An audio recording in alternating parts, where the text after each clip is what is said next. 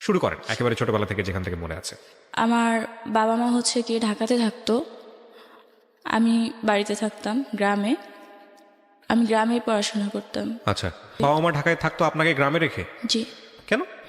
আসলে বাবা মা একসাথে আসেনি, সবাই এক এক করে আসছিল। আমাদের জায়গা জমি নিয়ে মানে কেস মামলা এইসব চলতে থাকতো। আচ্ছা। তো এই কারণে আপনাকে কোথায় রেখে এসেছিল?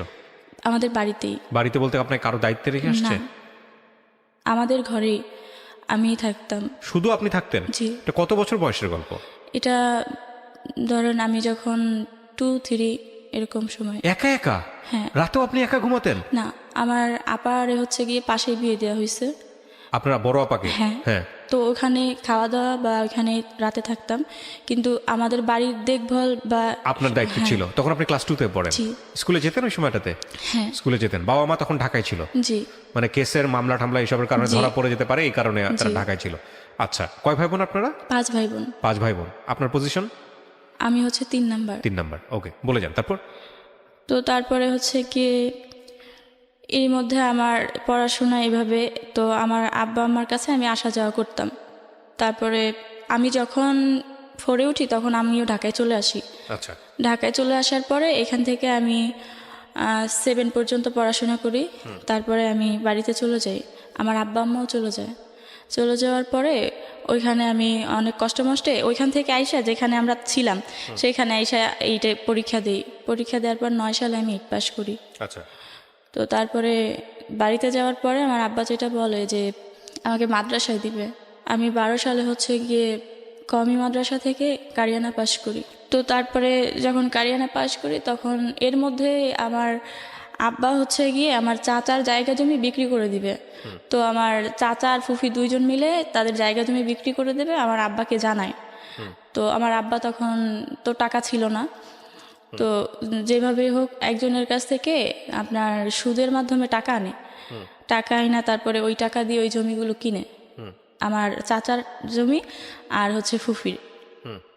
তো কেনার পরে যে তার কিন্তু দলিল নেয় না, টাকা পয়সা সব কিছু দিয়ে দেয়, দলিল নেয় না যে আপন ভাই তাই। তো তার কিছুদিন পরে আমার আব্বা জানতে পারে যে আমার ওই চাচা আর ওই ফুফি হচ্ছে কি আমার চাচা তো চাচার কাছে জায়গা জমি বিক্রি করে দিছে, তাদেরকে দলিল দিয়ে দিছে আর কি। তো এটা জানতে পারার পরে আমাদের যে সমস্যাগুলো হয়, আর্থিক সমস্যাগুলো খুব ভাবে। ওই সুদের টাকা এগুলো দিতে হয় প্রত্যেক মাসে, অনেক টাকা সুদ হয়। তখন হচ্ছে 1000-এ 100 টাকা সুদ হইতো।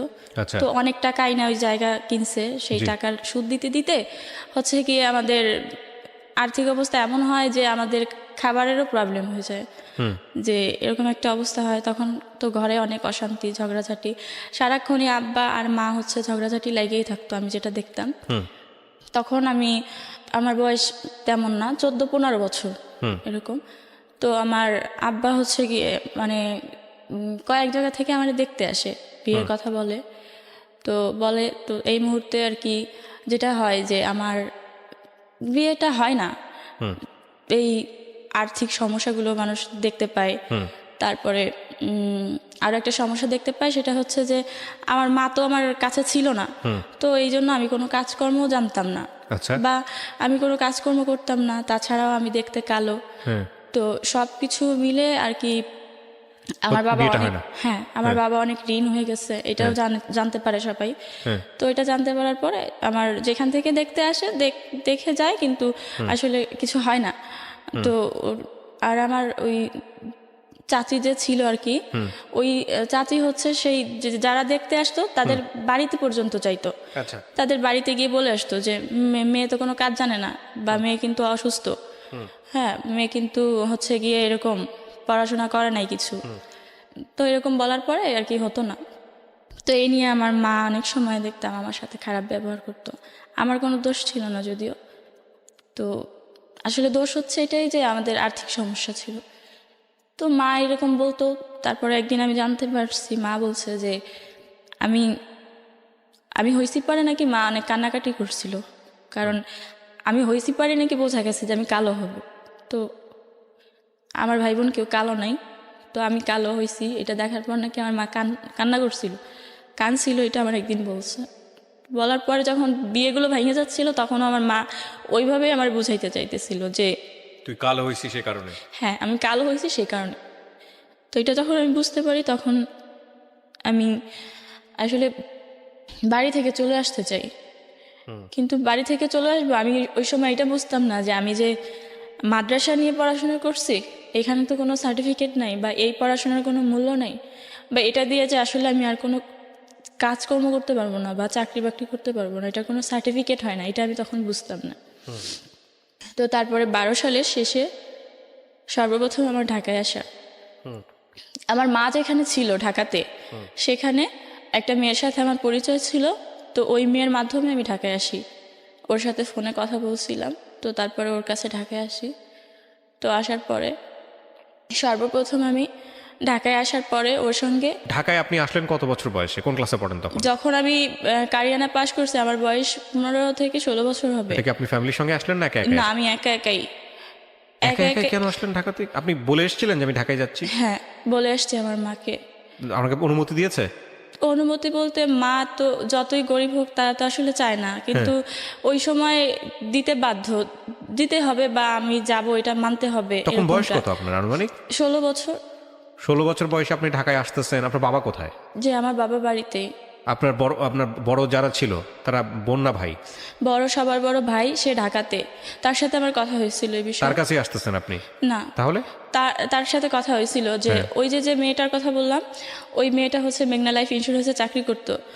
তো ওই চাকরিটা ছিল এমন যে যদি একজন গ্রাহক করে দিতে পারে, মানে বিমা করাই দিতে পারে একটা, তো সেই ক্ষেত্রে ও 1000 টাকা কমিশন পাইতো। তো ও বলতো আমাকে, তো এটা আমি জানতে পারার পর ও বলছে যে তুইও করতে পারিস। তখন আমি আমার মাকে বলি যে তাহলে আমি ঢাকা চলে যাই, ঢাকায় গিয়ে আমি এই কাজটা করি ওর সাথে। ওই মেয়েটার নাম শিউলি ছিল। তো তখন বলে যে না, ওই শিউলির সাথে এই কাজ করতে যাবো, ও তো ভালো মানুষ না, ওর বাবা ছিল না তাই। তো পরে আমার ভাইকে বলি, তো ভাই বলার পরে বলে ওসব জানি না। মানে আমার ভাই আসলে ওই আমাদের এই আর্থিক সমস্যার কারণে আমাদের কাউকেই আর দেখতো না, কারোর সাথে কথা বলতো না, কে কি করছে এটা নিয়ে ওর কোনো ইন্টারেস্ট ছিল না। বিষয়গুলো অ্যাড্রেস করতো না। হ্যাঁ, তারপরে বলে যে ওগুলো আমি জানি না, তোর ইচ্ছা, ঢাকায় যাবি না কোথায় যাবি তুই যা। তো পরে আমি চলে আসি ঢাকায় ওর কাছে। তারপরে আমি যখন ওর কাছে আসি, ও আমাকে বলে যে এরকম প্রথম অবস্থায় হচ্ছে গিয়ে আমাদের এখানে একজন স্যার আছে, উনি হচ্ছে গিয়ে আমাদেরকে এই ট্রেনিং করাবে। তো কিভাবে ফিল্ডে কাজ করতে হবে বা কি, তুমি যে একটা বিমা করে দিবে একজন সদস্যকে, তো কত লাখ টাকার হতে হবে কমপক্ষে, সর্বোচ্চ কত হবে বা সর্বনিম্ন কত হবে, সেই ক্ষেত্রে তুমি কত টাকা কমিশন পাবা, এভাবে আমাকে বলে। তো বলার পরে আমি বলি যে আচ্ছা ঠিক আছে। এই বিষয় নিয়ে বুঝতে না বুঝতেই তখন আমার মনে হয় যে মানে আমি 2-4 দিন যখন ট্রেনিংয়ে যাওয়ার পর আমার এটা মনে হয় যে আসলে এই বিষয় নিয়ে আমি ফাউই ঘুরতেছি, এ কোনো কাজ হবে না বরং। আর এটা আমার মনে হয় যে এই কোম্পানিটা ভুয়া। এটা আমি একটু শুনতেও পারি যে এটা ভুয়া, বিমা টিমা করার পরে আসলে এটা পালাই যাবে। তো সেই ভয়ে আমি আর তখন ওইখানে কাজ করি না। বলি যে না ঠিক আছে, আমি এটা করব না, আমি যদি কোনো এমনিতে যদি কোথাও চাকরি টাকরি পাই, গার্মেন্টস ফ্যাক্টরি যা হোক করব, কোনো সমস্যা নেই। তখন আমি আরেকটা কোম্পানি ছিল, মানে একটা ফ্যাক্টরি ছিল আপনার, ওইটা হচ্ছে প্রিন্টিং, সেখানে প্রিন্ট করা হয় সব কিছু, কাপড় প্রিন্ট করা হয়। তো ওই প্রিন্টিংয়ে হচ্ছে গিয়ে আমি যাই। ওইখানে যাওয়ার পর ওরা নেয় আমাকে, নেওয়ার পরে আমি এখানে 17 দিন কাজ করি। কাজ করার পরে আমি হচ্ছে গিয়ে ওই যে 17 দিনই কাজ করে, যার সাথে আসলে কাজ করি শুধু 17 দিনই কাজ করার পরে উনি বলে যে তুমি এত তাড়াতাড়ি কাজটা করতে পারলা, তো তোমাকে চলো স্যারের কাছে নিয়ে যাই। পরে ওই স্যারের কাছে আমাকে নিয়ে যায় যে ও তো এই মেশিনটা চালাইতে পারে। তারপরে আমি ওইখানে যাওয়ার পরে যখন স্যারের সাথে কথা বলা দেয়, তখন উনি হচ্ছে গিয়ে দেখার পরে আমাকে ওই কাজটা দেয়, বলে যে ঠিক আছে, ও তো তাড়াতাড়ি কাজ শিখছে, তার মানে অনেক ভালো কাজ করতে পারবে, এই কাজটা তাহলে দাও। ওইখানে কাজ করি। তো কাজ করতে করতে হঠাৎ করে এক সময় এই অফিসটা চলে যাবে হচ্ছে গিয়ে উত্তরা চলে যাবে। তখন বলে যে এটা তো উত্তরা চলে যাবে, তো তুমি কি যাবা উত্তরা? তো ওখানে তো আমি আরো কাউরে চিনি না, কেউই পরিচিত নাই। তখন বলি যে না, আমি উত্তরা যাব না। তখন উত্তরাতে আর আমি যাই না। তো ইতিমধ্যে যেটা হয় যে এই অফিসটা যখন চলে যাওয়ার পরে আমি অনেক দিন চাকরি ছিল না, এটা কিন্তু 13 সালে। তো চাকরি ছিল না, তো 2-3 মাস হয়ে যায় চাকরি নাই, আমি বসে থাকি। টাকা পয়সা পেতেন কোথায়, খাইতেন কি? এতদিন তো ওই যে ওইখানে কিছুটা চাকরি জমাইছিলেন, করতাম, এটা দিয়ে থাকতেন কোথায় আপনি? ওই মেয়েটার বাসায়। শিউলির বাসায়? জি। শিউলির আত্মীয় স্বজন বলতে কেউ ছিল না? বাবা ছিল না, মা ছিল। মা, শিউলি এবং আপনি তিনজন মিলে জি। একসাথে থাকতেন? জি কোথায় থাকতেন আপনার পরিবার জানতো? জি। জানতো? হ্যাঁ, ঠিকানা সব মায়ের জানতো? সাথে কথা হইতো। ওকে, তারপর? তারপরে আর কি 2-3 মাস যখন কাজ থাকে না, তখন আমি এই বিভিন্নভাবে কাজকর্ম খুঁজি, বা একটা সময় দেখা যায় যে আমি আর টাকা দিতে পারতেছি না শিউলিকে। তো তখন অনেক কষ্ট হইতো, বা কি করব, তো এই কারণে একদিন আমি রাস্তায় বসে থাকি। তো বসে থাকি, পরে মানে চাকরি খুঁজতে খুঁজতে আমি আসলে একটু নার্ভাস হয়ে যাই। তো আমি বসে থাকি যে কি করব এখন আমি। তো ওই মুহূর্তে একটা লোক আসে, এসে আমাকে 2-3 বার জিজ্ঞেস করে যে তুমি এখানে অনেকক্ষণ ধরে বসে আছো, তো কি তুমি কি কোনো কাজকর্ম করো না কি? তো তখন ওনাকে বলি যে না, আমার কিছু হয় নাই। তো উনি বলে যে আচ্ছা বলতে পারো, তুমি বলতে পারো, সমস্যা নেই। তো তখন আমি বলি যে হ্যাঁ আমি কাজ করি, বাট এখন কাজ নাই, বা আমি এরকম বসে আছি, চাকরি খুঁজতে গেছিলাম এক জায়গায়, তাই কষ্ট হয়েছে, তাই বসে আছি। তখন উনি বলে যে আচ্ছা ঠিক আছে, আমি হচ্ছে গিয়ে একটা গার্মেন্টসের পিএম, আমি হচ্ছে গিয়ে ওই গার্মেন্টসটার নাম বলে যে আমি তো এই গার্মেন্টসের পিএম, তো তুমি চাইলে এই গার্মেন্টসে ঢুকতে পারো। তখন আমি বলি যে আমি তো কোনো কাজ জানি না গার্মেন্টসের, বা গার্মেন্টস আমি কখনো দেখিও নাই। তখন উনি বলে যে আচ্ছা ঠিক আছে, আর তোমার জানা লাগবে না, আমাদের অফিসে এখন বর্তমানে একজন মেয়ে লাগবে যে নিডেল ম্যান পোস্টে নিডেল সাপ্লাই করবে। তো তোমাকে শুধু মেশিনের নামগুলো মুখস্থ করতে হবে, জানতে হবে। যখন যেই মেশিনের জন্য নিডেল নিতে আসবে, তখন ওই মানে ওই মেশিনের নিডেলগুলো তোমাকে সাপ্লাই করতে হবে, বাট ওইগুলো এন্ট্রি করে রাখতে হবে, এটা বলে। তো বলার পরে যে বলে যে কিন্তু ঠিক আছে, তোমার কাগজপত্র নিয়ে তুমি আমার সাথে যোগাযোগ করো। তখন আমি বলছি যে আমি আপনার সাথে যোগাযোগ করবো কিভাবে? বলে যে তো আমার ফোন নাম্বার তোমারে দিয়ে যাব, তুমি কালকে কাগজপত্র তৈরি করে আমার ফোন দিবা। পরে আমি বলছি আচ্ছা ঠিক আছে। পরে আমি কাগজপত্র তৈরি করি, উনি যা যা বলে, বলার পরে ওনাকে ফোন দিয়ে উনি নাম্বার দিয়ে যায়। তো উনি আমাকে বলে যে আচ্ছা ঠিক আছে, আমি হচ্ছে গিয়ে এখানে আছি, জায়গার নাম বলে যে আমি মহাখালীতে আছি, তুমি আসো। তো আমি মহাখালীতে যাই কাগজপত্র নিয়ে। তো যাওয়ার পরে যেটা হয় যে উনি আমাকে বলে যে আচ্ছা ঠিক আছে, উনি গাড়ি নিয়ে আসে, হ্যাঁ বাইক নিয়ে আসে। তো উনি বলে যে তুমি বাইকে উঠতে পারো। তখন আমি বলি যে আচ্ছা আমি তো বাইকে উঠবো, কিন্তু কেন, আমি হাইটে যাই, আর তো বেশি দূরে না। তখন উনি বলে যে না, গাড়িতে গেলে তো 1 মিনিট লাগবে, আর তুমি হাইটে গেলে মিনিমাম 20-25 মিনিট সময় লাগবে, আমার তো এত সময় তোমার দেওয়ার মতো নাই। তো তারপরে আমি ওনার গাড়িতে উঠি। তো ওঠার পরে উনি হচ্ছে গিয়ে আমাকে নিয়ে যায়। তো তখন আমি চিনতাম না জায়গা, এখন চিনি। তো আপনি এরকম একটা অপরিচিত লোকের কথা শুনে আপনি যাচ্ছেন, আপনার ভয় করলো না? জি, আমি গার্মেন্টসটা চিনি, তাই আমার ভয় করে না। নাই? কিন্তু আচ্ছা। গার্মেন্টসে যেতে আমি হেঁটে গেলে যে রাস্তা দিয়ে যেতে হবে সেটা আমি চিনি, তাই আমার কোনো ভয় করে নাই। কিন্তু গাড়িতে উঠতে ভয় করতেছিল। তারপর? কিন্তু উনি বলে যে আমি তোমাকে এত সময় দিতে পারবো না, গাড়িতে উঠলে আমি নিয়ে যেতে পারবো। তখন আমি গাড়িতে ওঠার পরে উনি কোন দিক দিয়ে কোন রাস্তা দিয়ে নিয়ে যায় আমি জানি না, বাট ওইখানে যা নামার পর উনি বলে যে এটা হচ্ছে আমাদের গার্মেন্টসের হেড অফিস, এখানে স্যার বসা আছে, ওনার সাথে কথা বলবো। আর আমার নিচতলা থেকে শেখায় নাই যে তুমি কিন্তু তোমাকে দেখলে কিন্তু বলবে যে তোমার বয়স অনেক কম, ভুলেও বলবা না যে তোমার বয়স কম, তুমি বলবা যে তোমার বয়স হচ্ছে গিয়ে 21 বছর। তখন বলে, তো বলে যে আমি বলি 21 বছর, এটা কি উনি করবে? বলে আচ্ছা ঠিক আছে, 21 বছর বলতে হবে না, বলবা যে 18 বছর। পরে আমি বলি যে আচ্ছা ঠিক আছে। পরে উনি বলে যে এই স্যারের সামনে যায় কিন্তু এরকম ভাব করো না যে তুমি ঢাকা শহরে নতুন আসছো বা কিছু জানো না বা এরকমের। তো বলে তারপরে উনি বলেই তাড়াহুড়া করে উনি হচ্ছে গিয়ে বিল্ডিংয়ের সিঁড়িতে চলে যায়।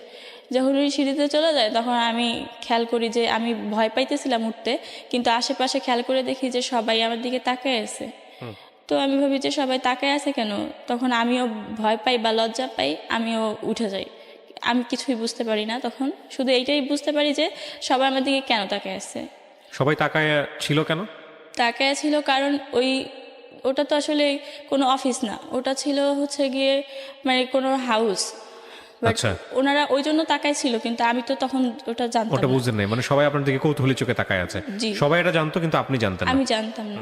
তখন ওই তাকায় থাকা দেখে আমি চলে যাব সেটা বুঝতে পারি না, কিন্তু আমি এটা বুঝি যে আমাকে তাড়াতাড়ি ওই স্যারের সাথেই যেতে হবে। তো আমি ওনার পিছন পিছন চলে যাই। তো চলে যাওয়ার পরে তখন উনি হচ্ছে 4 তলায় যায়। যাওয়ার পরে উনি যখন দেখি যে তালা মারা রুমই উনি খুলতেছে, তখন আমি বলি যে এই স্যার আপনি না বললেন স্যারের কাছে নিয়ে আসছেন, তাহলে রুম তো তালা মারা। বলে তুমি বসো, স্যার তো ওই অন্য রুমে ডাকে নিয়ে আসবো, ওখানে অনেক রুম, সিরিয়ালে সব অনেক রুম। তো তখন ওই রুমে বসার পরে 10-15 মিনিট পরে উনি নিজেই আসে। আসার পরে উনি দরজা লাগাই দেয়। তারপরে তখন আমি সব কিছু বুঝতে পারি। তো উনি তখনই উনি আমাকে রেফ করে। তারপরে আমি আর কোনো কথা আপনি বলি শাউট না। করলেন না রুমের ভিতরে যে আমি কিন্তু বাইরে শাউট করবো বা এরকম চিল্লাচিল্লি করবো? আমি দেখতে পাইছিলাম যে ওই আশেপাশের সবগুলো রুমে তালা মারা বা ভিতর থেকে লক করা, কোনো রুমে কোনো লোক ছিল না, এটা বোঝা গেছিল তখন, আমি দেখতে পাইছি। তো তারপরে আমি যখন কান্না করার পর উনি বলে যে কান্নাকাটি করে লাভ নেই, চাকরি বাকরি নিতে হলে এরকম করতে হবে। তারপরে আমি চিন্তা করি যে চাকরি আর করবো না। পরে ওইখান থেকে নাইমা আমি চলে যাই। আমি কিন্তু চিনি না ওই জায়গা। পরে ওনার গাড়িতে আর যাবো না। তো তখন আমি নাইমা যখন রাস্তা দিয়ে হাঁটতে থাকি, এরই মধ্যে বৃষ্টি নামে। আমি দেখি যে আমি ইচ্ছা করে বৃষ্টিতে ভিজি, কারণ আমার সারা শরীরে আমি দেখতে পাই যে আমার শরীরের রক্তই আমার সারা শরীরে। তখন আমি ইচ্ছা করে বৃষ্টি হচ্ছে কিন্তু আমি কোথাও দাঁড়াই না, বৃষ্টিতে হাঁটতে হাঁটতে বাসায় আসি। আমি বাসা চিনতে পারি না, কিন্তু জিজ্ঞেস করতে করতে আসি। ওখান থেকে হাইটে আসতে আমার অনেক সময় লাগে। এই লোকেশনটা আপনি চিনে ফেলে রাখেন নাই যে এই লোকেশনটা কোথায় বা কি অবস্থা? এখন দেখলে চিনতে পারবেন? জি, ফার্ম গেটে। এটা ফার্ম গেটে। এই লোকটার সাথে এখনো যোগাযোগ আছে? না, এখন আর যোগাযোগ নাই। তো আপনার মনের মতো তখন কোনো সংকল্প তৈরি হয় নাই যে আমি যদি এখন লোকটাকে চিনে রাখতেছি, ভবিষ্যতে আমি ওকে ধরবো বা এরকম কোনো কিছু? ওরকম কোনো কিছু তৈরি হয় নাই? যা হয়েছে সেটাই বলেন, মনের ভিতরে যা হয়েছে। লোকটাকে আমি চিনে রাখছি, এখনো দেখলে চিনতে পারবো। কিন্তু তখন তো উনি জাস্ট ওনার একটা ফোন নাম্বার দিছে আমাকে, আর কিছুই তো না। আসলেই কি উনি গার্মেন্টসে চাকরি করতো কিনা বা কোনো গার্মেন্টসের পিয়ন ছিল কিনা সেটা তো আমি আজও জানি না। কিন্তু আপনাকে যেখানে নিয়ে গেছে এই ফ্ল্যাটের চাবি ওনার কাছে ছিল, ওই ফ্ল্যাটটা তো আপনি দেখলে এখনও আইডেন্টিফাই করতে পারবেন। আমি এই গল্পটা শুনিয়ে, আমি জানি অনেক মানুষ এই গল্পটা শুনে, আমি কিছু আইডিয়ার জিনিসগুলো খুলতে চাই। প্রথম কথা হচ্ছে আপনি ঢাকা শহরে এসেছেন পেটের দায়ে, আপনার পরিবারও আপনি কালো বলে লাঞ্ছিত হয়েছেন, কিন্তু আপনার দ্বারা এরকম একটা ঘটনা ঘটলো।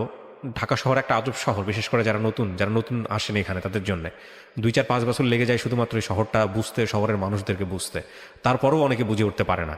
তো সেই জায়গাটা থেকে আপনি প্রথম কয়েক মাসের মধ্যে যে রকমের একটা অভিজ্ঞতায় মুখোমুখি হলেন, আপনার জায়গাটায় অন্য কেউ থাকলে কি করতে আমি জানি না, তবে অবশ্যই ওই জায়গাটাকে লোকেট করা উচিত ছিল যে এই জায়গাটা এরকম, এখানে এটা হয়েছে। আপনার ওইটা কি কিছুই মাথায় আসে নাই ওই সময়টাতে? যখন এই ঘটনাটা ঘটছে তখন আসলে ওই জায়গা থেকে যখন আমি চলে আসি, তারপরে আমার মনে হয়েছে যে এই জায়গায় আমি আর কোনোদিনও চিনবো না।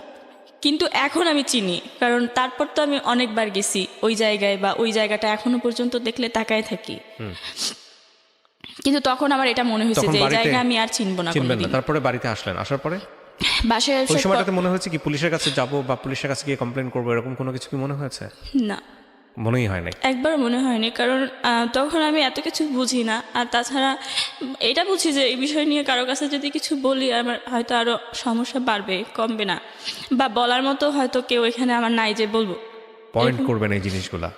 আমাদের রাষ্ট্র, আমাদের সমাজ, আমাদের সামাজিক নিরাপত্তা বলয় এখনো একটা ভিকটিমের জন্য এতটা আস্থার জায়গা তৈরি করতে পারেনি যে একটা মেয়ে 16 বছর বয়সে, 17 বছর বয়সে রেপ হলো, সে প্রথমেই চিন্তা করবে যে পুলিশের কাছে যাব, পুলিশের কাছে গিয়ে বিচার চাবো। এই আস্থার জায়গাটা যে আমাদের কত বছর লাগবে, কত দশক পার হয়ে যাবে, যে একটা বিপদে পড়লেই সঙ্গে সঙ্গে পুলিশের কাছে যাওয়া, পুলিশের কাছে গিয়ে খুলে বলা, পুলিশের কাছে গিয়ে অন্তত জানানো, কবে তৈরি হবে? এত দিক থেকে উন্নতি হচ্ছে দেশের, কিন্তু এই জায়গাগুলো কেন উন্নত হচ্ছে না বলেন? তারপরে বাসায় আসার পরে আমি খুব অসুস্থ, আমার খুব জ্বর আসছে। কারোর সাথে শেয়ারও করেন নাই? না, পরে রুমের ওই মেয়েটা বলি যে আমি অসুস্থ, পরে ও বুঝতে পারে যে অসুস্থ, এইটাই, ওসব কিছু বলি না। তো এরই মধ্যে আমি আর একটা বিষয় জানতে পারি যে এই মেয়েটার তো বাবা নাই। তো এই মেয়েটা আসলে তেমন একটা ভালো মানুষ না। এই মেয়েটা আমি তখন বিশ্বাস করতাম না, কিন্তু আমি দেখতাম বিভিন্ন সময়, আমি তো রুমে থাকতাম, আমি দেখতাম যে কোনো কাগজে কেউ হয়তো ওই অ্যাড্রেস দিয়ে যেত কিছু জায়গার, এই কোন রোডে বা কত নাম্বার হাউস, তারপরে রুম নাম্বার কত এরকমের। তো একদিন হচ্ছে গিয়ে আমি এটা কাগজটা খোলার পরে আমি দেখতে পাই যে এরকম। তো আমি তখনও এই জিনিসগুলো বুঝতে পারি না। তো আমি তারপরে যেটা হয় যে ও একদিন ফোনে বলে যে ও আসবে যাবে। তখন ওই ফোনে যার সাথে কথা বলছিল সে কি বলে আমি জানি না, তবে ও এটা বলে যে না, আমি খারাপ মানুষ, বাট আমি খারাপ বলে যে আমার সাথে কেউ থাকলেই সে খারাপ তা কিন্তু না। আর তুমি যার কথা বলছো সে খারাপ মানুষ না, সে ভালো মানুষ। তো আমি এর জন্য তোমার কোনো সহযোগিতা করতে পারবো না, সরি। তো এটা বলার পরে তখন আমি অনেকটা বুঝতে পারি যে আমার বিষয়ে হয়তো কোনো কথা হচ্ছিল ওই ফোনে যার সাথেও কথা বলতেছিল। আর ওই কাগজটা দেখে আমি এতটুকু বুঝতে পারছিলাম যে আমি যে জায়গাটায় গেছিলাম, যেখানে যাওয়াতে আমার এই সমস্যাটা হয়েছে, তো ও হয়তো এরকম কিছু একটাই করে, আমার এটা মনে হয়েছিল। আচ্ছা। তো আমি তখন আশেপাশে কিছু মানুষের কাছে শুনতাম, সব কিছু মিলে আমার এরকম একটা ধারণা হয়েছিল। কিন্তু হওয়ার পরেও আমার কিছু করার ছিল না, কারণ ও তো আমার সাথে আসলে খারাপ কিছু করে নাই। তো আমি ওখানে থাকি, কিন্তু এরই মধ্যে পাশের রুমের একটা লোক হচ্ছে গিয়ে বলে যে ও ভালো মানুষ কিভাবে বুঝবো, তুমি তো আসলে জামা কাপড় পরে খোলামেলা অবস্থায় যাও এই কাজে, বাট ও তো বোরখা টোরখা পরে হচ্ছে গিয়ে জুতা মোজা টুজা পরে যায়, তাহলে ও কোথায় যায় তাই বা কিভাবে বুঝবো, বা ও যে কোথাও ভালো। আমার কথা বলা হচ্ছে, কারণ আমি সমস্ত কিছু এরকম ভাবে মেইনটেইন করি। আমি তো মাদ্রাসার ছাত্রী ছিলাম, তো পর্দাটা আর কি মেনটেন করতাম। তো পরে এই কথা বলার পরে তখন ওই লোকটা এই কথাগুলো বলার পরে হচ্ছে গিয়ে ওই মেয়েটা বলে যে তুমি হচ্ছে গিয়ে ভালো কাজে যদি যাও তাহলে হচ্ছে গিয়ে একটা কাজ করো, এই বোরকা টোরকা আর পরার দরকার নাই, এগুলো বাদ দিয়ে দাও, এগুলো পরে গেলে তোমার চাকরিও কোথাও হবে না। তাছাড়া আমারও বাসা থেকে অনেকভাবে এরকম কথাবার্তা শুনতে হয়, আমার পরিচিত লোকজন তোমার নিয়ে এরকম কথাবার্তা বলে। তো হয় তুমি বোরখা ছেড়ে দাও, নাইলে আমার বাসা থেকে চলে যাও, আমি চাই না তোমার ক্ষতি হোক। এই মহিলা বলে। তখন আমি এই বোরখা টোরকা সব কিছু খুলে ওই দিন আর কি ব্যাগে রেখে দিই। আচ্ছা। এবং কেন মনে হয়নি যে বাড়ি ফিরে যাব, গ্রামে চলে যাই? বাড়ি ফিরে যাব এটা কখনো মনে হয়নি এই জন্য, কারণ আমি তো বুঝতে পারতাম যে মা আমার জন্য কষ্ট পাইতেছে, যতই আমার সাথে বলুক যে আমার দোষারোপ করুক, কিন্তু আসলে দোষ তো আমার না, আমি কালো তাও না, দোষ হচ্ছে আমাদের আর্থিক সমস্যাটাই। ওকে, তারপর তো সেই আর্থিক সমস্যা তো আর সমাধান হয় নাই যে আমি সেখানে যাব, এটা আমার তখন বারবার মনে হইতো। আচ্ছা। তো তারপরে আমি তখন বোরখা রেখে দেওয়ার পরে তো তারপরে জামা কাপড় পরতে থাকি। এরই মধ্যে ওর মার অফিসে আর কি আমার একটা চাকরি হয়। তো ওর মার অফিসে যখন চাকরি হয় তখন ওই চাকরিটা করি। তো 5-6 মাস করার পরে তারপরে আবার ওরা যে টাকা টোকা পাইতো আমার কাছে এতদিনের সব টাকা দিয়ে দেওয়ার পরে এর মধ্যে হচ্ছে গিয়ে আমার কোম্পানিতে চাকরি হয়। এটা 14 সালে কোম্পানিতে যখন চাকরি হয় ওখানে হচ্ছে গিয়ে HR হিসেবে সেলসে সিগারেট সেলস করতে হবে। আমি এখানে যাই, তারপরে 7 দিন ট্রেনিং করি। 7 দিন ট্রেনিং করার পর আবার হচ্ছে গিয়ে ডিউটি পড়ে হচ্ছে গিয়ে কারণ বাজার ট্রাক স্টেশন রেল স্টেশন না পুরাটা নিয়ে একটা এরিয়া আর কি। তো ওইখানে কাজ করি। তো ওইখানে হচ্ছে গিয়ে তখন 14 সালের কথা বলছি, তখন ওই ট্রাকে পুরা মানে রাস্তাঘাট পুরাটাই ট্রাক ছিল। জায়গাগুলো খুব অদ্ভুত ছিল, যে মানে সচরাচর আসলে একটা মেয়ে যে এখানে প্রত্যেকটা দোকানে দোকানে গিয়ে সিগারেট সেলস করবে এরকম সাহস আসলেই দিনের বেলাতেও হতো না। আর সেখানে আমার হচ্ছে গিয়ে 10 প্যাকেট সিগারেট হচ্ছে গিয়ে সেলস করার কথা ছিল কোম্পানির সাথে। সেলস না করতে পারলেও কোম্পানিকে টাকা জমা দিতে হবে, এরকম একটা কথা। তো আমি ওই সিগারেট আসলে সেলস করতে থাকতাম ওই এলাকাতে। তো যখন আমি করতে পারতাম না তখন ওই কোম্পানিতেই একটা মেয়ে চাকরি করতো, ওর সাথে একটু পরিচয় হয়েছিল ওই কোম্পানিতে যাওয়ার পর। তো ও খুব ভালো সেল করতে পারতো, কিন্তু ও সেল করতে হচ্ছে করাইল বস্তিতে। আচ্ছা তো ওইখানে ও যখন সেল করতো তখন ওরে আমি ফোন করে রিকোয়েস্ট করতাম যে আমি তো সিগারেট সব সেল করতে পারি নাই, আমার এখনও 4 প্যাকেট বা 5 প্যাকেট আছে, আমি এখন এগুলো কী করব? তখন ও বলতো যে তুই নিয়ে আয় লাগলে এখানে, আমি সেল করে দিব না। তো পরে আমি সেই ওর কাছে যাইতাম হাঁটতে হাঁটতে, কারণ বাজার থেকে সেই টিএনটি ওখানে যাইতাম। ওটা আমার এরিয়া ছিল না, মাঝখানে অন্য কারো এরিয়া ছিল, কিন্তু সেখানে যাওয়ার পরে ও আমাকে সেল করে দিত। বা যেদিন সেল করতে পারতাম না সেদিন অফিসে অনেক কথাও শুনতে হইতো, বা ধার করে কারো কাছ থেকে টাকা দিতে হইতো, বা এরকম হইতো যে কারণ বাজার রেল স্টেশন যদি কোনো তরকারির দোকান ছিল যে 2-1 প্যাকেট সিগারেট নিত, তো তাকে হচ্ছে গিয়ে আমি তার কাছে 1 বক্স মানে সিগারেটস আমি তার কাছে রাখতাম, রেখে তার কাছ থেকে টাকা নিয়ে কোম্পানিকে জমা দিতাম। তো তারপর কোম্পানি জানতো যে আমি খুব ভালো কাজ করি, প্রথম অবস্থায় যেহেতু আমি টার্গেট ফিল আপ করতে পারি, তো তাহলে খুব ভালো কাজ করি, কিন্তু আসলে আমি ভালো করতে পারতাম না। তো এই কাজ করতে করতে এই রাস্তাঘাটে আমার অনেক সমস্যা হইতো।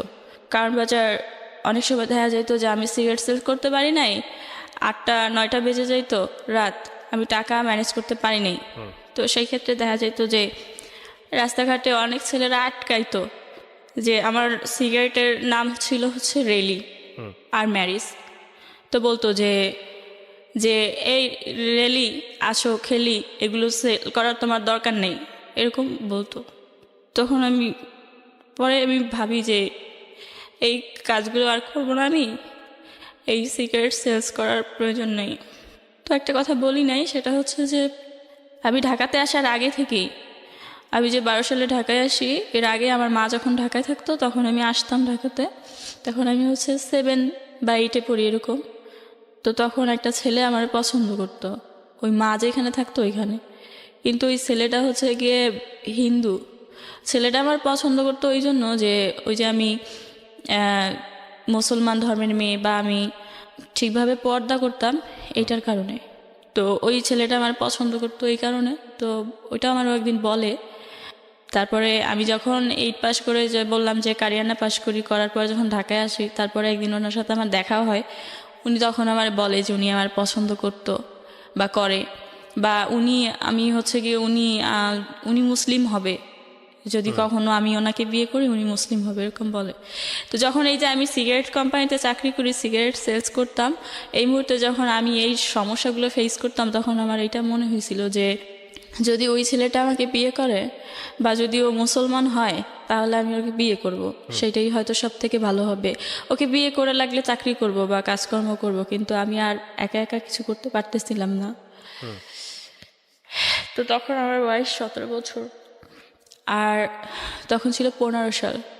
তো তারপরে 15 সালে ওই ছেলেটা মুসলমান হয়। মুসলমান হওয়ার পরে হচ্ছে গিয়ে উনি আমাকে বিয়ে করে ইসলাম ধর্ম অনুযায়ী। ওকে, তারপরে বিয়ে করার পরে আমি আসলে ওই মানুষটাকে অনেক ভালো জানতাম। আমি তো আসলে মানুষটাকে তেমন চিনতাম না, বা তেমন কথাও কখনো হয় নাই। উনি হিন্দু ছিল তাই ওনার সাথে তেমন কথা বলিনি, বা এখানে তেমন কোনো প্রেমের সম্পর্কও ছিল না, জাস্ট পরিচিত ছিল অনেক বছর ধরে। ওই যে আমার আম্মুর ওখানে আসতাম যাইতাম ওটা।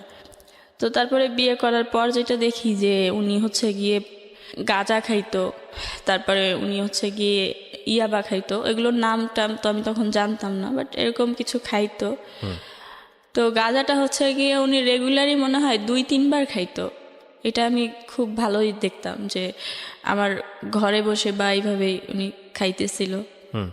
আর ইয়াবাটা হচ্ছে গিয়ে হয়তো প্রতিদিন একবার বা একদিন পরে একবার এরকম।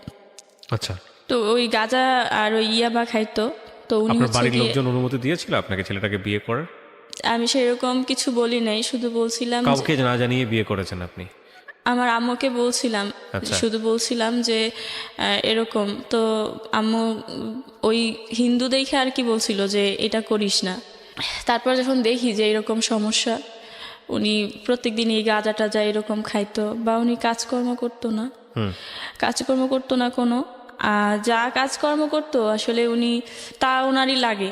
তো দেখা গেছে যে ঘর ভাড়াও দিতে পারে না, তারপরে সংসার চালাইতে পারে না, এরকম একটা অবস্থা। তো বিয়ের 3 মাস পরে আমি জানি যে আমি বুঝতে পারি যে আমি অসুস্থ। হ্যাঁ, আমার মনে হয় যে আমি প্রেগনেন্ট। তো আমি বলি এটা একজনের সাথে যে আমি এরকম এরকম, তো সে বলে যে হয়তো তুমি প্রেগনেন্ট। পরে উনি বলে যে আচ্ছা ঠিক আছে, তুমি হচ্ছে গিয়ে ওষুধ খাও, ঠিক হয়ে যাবে। তো আমি যার সাথে আমার বিয়ে হয়েছে, আমার হাজব্যান্ড, ওনাকে বলি। বলার পর উনি বলে যে আচ্ছা ঠিক আছে। উনি আবার ফার্মেসি থেকে আর কি ওনার সাথে কথা বলে, তো বলার পর ওনার কাছ থেকে এই ওষুধগুলো আইনা আমাকে দেয়। তারপর ওই ওষুধগুলো আমি খাই। তো খাওয়ার পরে হচ্ছে গিয়ে 7-8 দিন পর্যন্ত আমি খুব অসুস্থ থাকি। ওষুধগুলো খাওয়ার পরে যা হয় তাও হয়, কিন্তু তারপরে আমি 2 মাস পরে আবার 2 মাস পরে হ্যাঁ আবার আমি দেখি যে আমি এরকম অসুস্থ। তো অসুস্থ এটা দেখার পরে আমি এবার ডাক্তার দেখাইতে চাই, কিন্তু তখন তো টাকার খুব সংকট, টাকা ছিল না বা টাকা থাকতো না। তো অনেক কষ্ট আসলে ডাক্তার দেখাইতে যাই। যার পর দেখি যে ডাক্তার দেখানোর পর দেখি যে আমি এরকম 3 মাস 13 দিনের প্রেগনেন্ট। তার মানে সেই দিন যে আমি অ্যাবর্শনটা করছিলাম বাসায় বসে, সেটা আসলে হয় নাই, ওটা থেকে গেছে। তো তারপরে এটা দেখার পরে ডক্টর বলে যে আপনি এরকমের নার্ভাস মনে হইতেছে কেন, আপনার কি বিয়ে হয় নাই? তো আমি বলি যে হ্যাঁ বিয়ে হয়েছে। বলে তাহলে আপনি প্রেগনেন্ট, এটা দেখার পর আপনি কাঁদতেছেন কেন? তখন আমি বলি যে আমি তো এটা অ্যাবর্শন করে ফেলছিলাম, আর এটা কিভাবে রয়ে গেছে আমি বুঝতে পারি নাই, এটার জন্য আমার অনেক খারাপ লাগতেছে। পরে উনি বলে যে দেখেন, এই অ্যাবর্শন করেন না, এগুলো আপনারা যে ওষুধ খেয়ে অ্যাবর্শন করেন, এগুলোতে অ্যাবর্শন হয় না। শুধু শুধু আপনারা একটা মানুষের মারার চেষ্টা করেন, নিজেও মরার চেষ্টা করেন। তার চেয়ে ভালো যদি বিয়ে হয়ে থাকে, ওর যদি বাবা থেকে থাকে, তাহলে আপনি ইয়া করেন, বাবুটা রাইখে দেন। পরে বাসায় চলে যাই। বাসায় চলে যাওয়ার পরে এই বাবুটা 16 সালের অক্টোবরে আমার বাবুটা হয়। এর মধ্যে আমি কোনো ট্রিটমেন্ট নিতে পারি না বা আমি ডক্টর দেখাই না। জাস্ট একবার আমি ডক্টর দেখাই, দেখানোর পর আমি জানতে পারি যে বাবুটা আসলে উল্টো হয়ে গেছে। হ্যাঁ, আবার নাকি সিজার করতে হবে, নর্মালি ডেলিভারি হবে না। তো তখন এটা আপনার ওই ফার্স্ট হাজবেন্ডের ঘরেই? জি। হ্যাঁ, তারপর? তো বলে যে তোমার তো বয়স অনেক কম, 18 বছর এখন পর্যন্ত হয় নাই, অথচ বাবু হবে তোমার। তো আপনাকে বিয়ে করার পরে কি ওর শ্বশুর বাড়িতে নিয়েছিল? না, কারণ ছেলেটা তো ধর্মান্তরিত হয়েছে। হ্যাঁ, হ্যাঁ। তখন বলে যে তোমার তো এরকমের বয়স হয় নাই, এখন আবার তুমি এরকমের প্রেগনেন্ট, তো সেই ক্ষেত্রে তোমার তো বাবু হচ্ছে উল্টো হয়ে গেছে, তো তুমি তো এই সিজার ছাড়া কিছু করা যাবে না। তো তোমার অভিভাবকের সাথে কথা বলছো? তখন আমার মায়ে আমি ফোন করে বলি এসব। তখন আমার মা বলে যে আচ্ছা ঠিক আছে, কান্নাকাটি করিস না, দেখি কিছু করা যায় কিনা, আর অ্যাবর্শন করানোর দরকার নাই, থাকুক।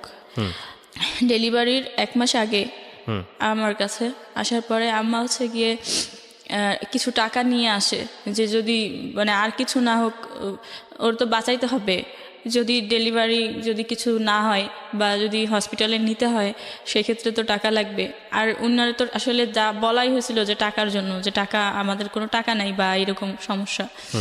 তো মা ওই রকম প্রিপারেশন নিয়েই আসে। আসার পরে কিন্তু মা যে টাকা আনে এগুলো আর আমাকে বল না যে টাকা আনছে বা কিছু। তো তারপরে ঠিক অক্টোবরের ঠিক 23 তারিখেই আমি অসুস্থ হয়ে পড়ি। 24 তারিখে আমার বাবুটা হয়। হওয়ার পরে এটা হচ্ছে গিয়ে 8 দিন হসপিটালে হয় বাবুটা। হওয়ার পরে আসলে ওই হসপিটালে তো অনেক টাকা বিল আসে, অত টাকা আমার মা নিয়ে আসছিল না।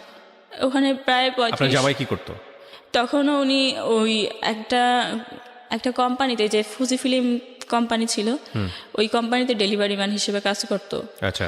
তো 6,000 টাকা স্যালারি দিত। হ্যাঁ, না, তো পরে 6,000 টাকা স্যালারি পাইতো, তা তো আসলে ওরই লাগতো।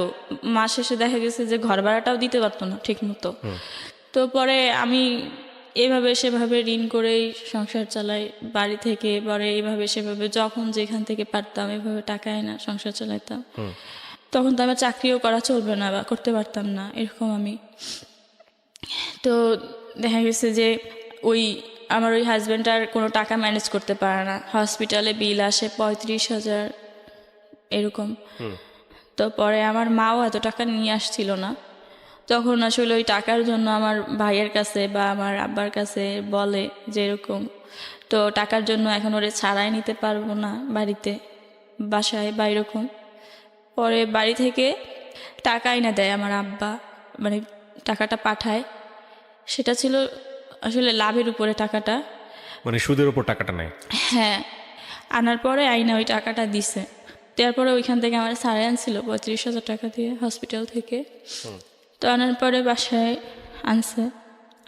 আমি এমনই অসুস্থ, বা আমার বয়স কম থাকাতে হয়তো বা আমার মানে পুষ্টি না থাকাতে হয়তো বা মানে আমি বাবুটার জন্য কিছু করতে পারতেছিলাম না তখন, এরকম অসুস্থ। তখনই বাবু হওয়ার পরেই বাবুরে বাইরের খাবার খাওয়াইতে হয়েছিল। তো তারপরে বাবুরে খাওয়াইতেও আমার আম্মু, পরে আমার আম্মু হচ্ছে গিয়ে কয়েকদিন পরে বলে যে আমি তো আর থাকতে পারবো না, আমার এখন চলে যেতে হবে। আমি মা হিসেবে যতটুকু করার মনে হয় করছি, এখন আমি চলে যাই। পরে মা চলে যায়, চলে যাওয়ার পরে এই যে বাবুটা রেখে যায়, আমি দেখতাম যে বাবুর খাবারটা আমি ম্যানেজ করতে পারতাম না। আমার মায়ের মানে বাপের বাড়িতে যদিও কষ্ট করছিলাম, কিন্তু খাবারের কষ্টটা মনে হয় আমার সেরকম মনে পড়ে না যে আমি কখনো ওরকমভাবে করছিলাম। আর যতটুকু হয়েছিল আমার ওই চাচার জমিটা কেনার জন্য। কিন্তু এখানে আসার পরে প্রতিদিনই আমি অনেক কষ্ট করতাম, বা এভাবে আমার দিন যাইতো। কিন্তু বাবুটা হওয়ার পর যে কষ্টগুলো হইতো বাবুর, এগুলো আমি খুব সহ্য করতে পারতেছিলাম না, আমার খুব কষ্ট হইতেছিল। তো বাবুরে যখন খাওয়াইতে পারতেছিলাম না, এই বাপের বাড়ি চলে যেতাম, বাবুরে নিয়ে চলে যেতাম, সেখানে যা বাবুরে নিয়ে থাকতাম। বাপের বাড়ি বলতে? আমার বাপের বাড়ি, মানে গ্রামের বাড়ি চলে যেতেন শুধু বাবুর জন্য। আমি তো ওই যে বললাম যে আমি কখনোই যাইনি, আমি কিন্তু একসময় এই সমস্যার কারণে ঢাকায় শুধুমাত্র আসছি। বাচ্চাটাকে সেভ করার জন্য এটা করতেন? বাবুটার জন্য আমার মনে হয় যে আমার ওইখানে যাওয়া লাগবে, তো বাবুটার জন্য আমি বাপের বাড়িতে যাইতাম। তারপর বাবুটার ওইখানে থেকে খাবার ব্যবস্থা করতো। এইভাবে অনেক দিন যায়, দেখা গেছে যে 6 মাস, 3 মাস, 4 মাস আমি ওখানে থাকতাম। থাকার পরে এখানে আসতাম, এখানে আসলে এইরকম অভাব ফেস করতে হইতো। তো পরে বেশি দিন আমি বাবুরে রাখি নাই। 1.5 বছর, যখন আমার বাবুর বয়স 1.5 বছর পুরো হয়ও নাই, ওই মুহূর্তে আসলে আমি 1 বছর মনে হয় 4-5 মাস হবে, ওই সময় আমার মারে বলি যে আমার বাবুটা নিয়ে যাও, আমি কোনো একটা কাজকর্ম করে আমি এখন থেকে ওরে টাকা দিব বা খাওয়াবো। পরে আমার মা মানে আমার আব্বা নিষেধ করে, আমার ভাইও নিষেধ করে বাবুটা নেওয়ার জন্য, বলে যে না খেয়ে থাকলে থাক, না খেয়ে থাকলে তো মরবে না, কিন্তু বাচ্চা তো ওর তো মার কাছে থাকার দরকার আছে, ওর মার কাছে থাকুক। কিন্তু আমার মা বলে যে না, ও ও হচ্ছে কি আমার কাছে থাকলে যদি ও কিছু করতে পারে তাহলে ওরা দুইজনেই খাইতে পারবে, আর যদি ওর কাছে থাকে তো ও খাইতে পারবে না, ও খাইতে পারবে না। তখন কিন্তু কোনো সময় আমার ভাই বা আমার আব্বা কখনো বলতো না যে এই ছেলেটার বিয়ে করছে পর থেকে এরকম সমস্যা, বা এই ছেলেটা এরকম, তো থাক ওরে আমরা নিয়ে যাই, এটা কখনো বলে নাই। তো পরে এটা আমার কখনো বলে নাই দেখে আমিও কখনো আর এইগুলো বলি নাই যে এই আমার হাজবেন্ড যে গাঁজা খাইতো বা ইয়াবা খাইতো, এটা কোনদিন জানতে চাই নাই দেখেও আমি আর জানিনি। শুধু বলতো যে ও কাজ করে না, তাহলে কাজ করে তাহলে কেন টাকা থাকে না, তো তখন কিছু বলতাম না, বলতাম আমি জানি না কেন টাকা থাকে না। তো পরে যখন এই বাপুরে যখন দিয়ে দেই আমার মার কাছে, দিয়ে দেওয়ার পরে আসলে আমার মা জানতে চায় যে ওর ব্যাপারে, তখন বলি, তখন তো অনেক লেট হয়ে গেছে। তো বাবুটাকে ছেলে বাবু? জি। তারপর বলার পরে তখন মা বলে যে এখন আর কিছু করার নাই, এখন এইভাবেই থাকতে হবে, মেয়েদের জীবনে বিয়ে একটাই, আর বিয়ে হয়েছে তোমার, তার কিছু আর কোনো পথ নাই, তো এটাই। তো আমার ওই হাজব্যান্ড শুধু এই 2টা সমস্যা না, ওর অনেক ধরনের সমস্যা ছিল। ও কাজ করতো না, ও প্রচুর পরিমাণ মিথ্যা কথা বলতো। আচ্ছা, ওর এত পরিমাণ মিথ্যা কথা আর এত পরিমাণ অন্যায় অপরাধ আসলে আমি আর নিতে পারতেছিলাম না। কাজকর্ম করতো না, সেই ক্ষেত্রে ও এই ধরনের নেশা টেশা করতো, সব কিছু মিলাই একসময় আমার মনে হয় যে আমার বাবুরে দিয়ে দিছে, আমিও যদি কোথাও চলে যেতে পারতাম বা আমি যদি কিছু একটা করতে পারতাম তাহলে হয়তো অনেক ভালো হতো, কিন্তু সেরকম কিছু পাইতেছিলাম না। তো ওই মুহূর্তে বাবু চলে যাওয়ার পর তখন চাকরির খুব সংকট, যদিও 18 সালের কথা বলছি, চাকরির খুব সংকট। আমি আসলে চাকরি পাইতেছিলাম না কোথাও, 17 সালের শেষ দিক দিয়ে। ওই সময় আমি একটা চাকরির কথা জানতে পারি, কিন্তু কি কাজ কি এগুলো আমি কিছু জানতাম না তেমন একটা। জানতাম যে একটা অফিসে একটা লোক লাগবে, এটা হচ্ছে গিয়ে কথাটা বলছি যে এটা সব কাজ করতে হবে, পরিষ্কার পরিচ্ছন্ন থেকে শুরু করে চাটা করে দেয়া বা সব কিছুই করতে হবে। তো আমি এই কাজ করতে চাই যে হ্যাঁ আমি করব। যখন যাই এই কাজ করার জন্য ওই অফিসে যাওয়ার পরে আমি কাগজপত্র দেই, পরে আমার ডেট দেয় যে আপনি আসেন 1 সপ্তাহ পরে আসেন এরকম বলে। তো বলার পরে ডিসেম্বরের 1 তারিখে আসলে আমার হচ্ছে গিয়ে চাকরি হয়। পরে করার পর কিছুদিন পরে ওই অফিসেই আর কি একজন পিয়ন ছিল, ওরা হচ্ছে অফিসিয়ালি কোম্পানির লোক। তো ওই পিয়ন ছিল, উনি হচ্ছে গিয়ে আমার খুব ভালো জানতো, আমি বুঝতাম যে উনি খুব ভালো জানতো আমাকে। তো চাকরির পরে উনি যখন ওই লোকটা আমার খোঁজ খবর নিত সবসময় যে কেমন আছিস, ভালো আছিস কিনা, খাইছিস কিনা, বা তোর ছেলে কেমন আছে বা এরকম। তারপর ওনার সাথে আমার কথা হয়। তো একটা সময় ওনারে আমি বলি যে আমি সব কথা বলি যে আমার বাবু আছে বা আমার বাবু এরকম বাড়িতে বা এই সমস্যার জন্য আমি চাকরি করি বা আমার হাজব্যান্ড হচ্ছে গিয়ে এরকম, এটা বলি। কিন্তু আমার একটা কথা কিন্তু বলা হয় নাই, আমার হাজব্যান্ড যে ইয়াবা সেবন করতো সেটা করার পরে আসলে আমার সাথে আচরণগুলো কেমন হইতো। হ্যাঁ, এটা আসলে আমি ওয়াইফ, আমি শুধু উনি আমাকে একটা মেয়ে হিসেবে ইউজ করতো, এটাই আমি জানতাম। আমার কোনো ভালো লাগা খারাপ লাগা আমার কোনো কিছুই ছিল না। তো এই সব সমস্যা ফেস করতাম, কিন্তু এই সমস্যাটা ওই লোকটার কাছে আমি কখনো বলি নাই। শুধু ওই আমার হাজব্যান্ড যে আসলে নেশা টেশা করতো এই বিষয়ে, বা আমার বাবু বাড়িতে আমার বাবু আছে বা আমার সংসারের এই সমস্যাগুলো ওনাকে আমি মাঝে মাঝে বলতাম। তো আমি একদিন আসলে ওনার জানতে চাই যে আপনি কেমন আছেন, আপনি খাইছেন কি না। তখন উনি আমাকে একদিন বলে যে হচ্ছে গিয়ে হ্যাঁ আমি খাইছি, একটা রুটি খাইছি। আমি বলি যে একটা রুটি খাইছেন শুধু, আর কিছু খান নাই? বলে যে না, একটা রুটি শুধু খাইছি। তো আমি বলি যে কেন? বলে যে এই তো একটা রুটি খাইছি এই জন্য, টাকা বাঁচানোর জন্য। আমি বলছি রুটি দিয়ে কি কিছু খান নাই? বলে না, রুটি দিয়ে কিছু খাইতে গেলে তো টাকা লাগবে, তাই শুধু রুটিই খাইছি। তো পরে এটা শোনার পরে আমি ওদিকে তাকাই থাকি। উনি বলে যে, আমি বলি যে ও আচ্ছা ঠিক আছে, তো রাতের বেলা কোথায় খান? বলে রাতে বাসায় রান্না করে খাই, অফিসে তো দুপুরে তো অফিসে খাই, আর রাতে বাসায় রান্না করে খাই। আমি আচ্ছা রাতে বাসায় কি রান্না করেন? বলে রান্না করি ভর্তা ভাত। তো আজকে হচ্ছে গিয়ে তো তাও নাই, আজকে হচ্ছে বাসায় মনে হয় আধা পট চাল আছে আর একটা আলু আছে, তো এটা আজকে বাসায় গিয়ে খাবো, রান্না করে খাবো, পরে দেখি কালকে কি করা যায়।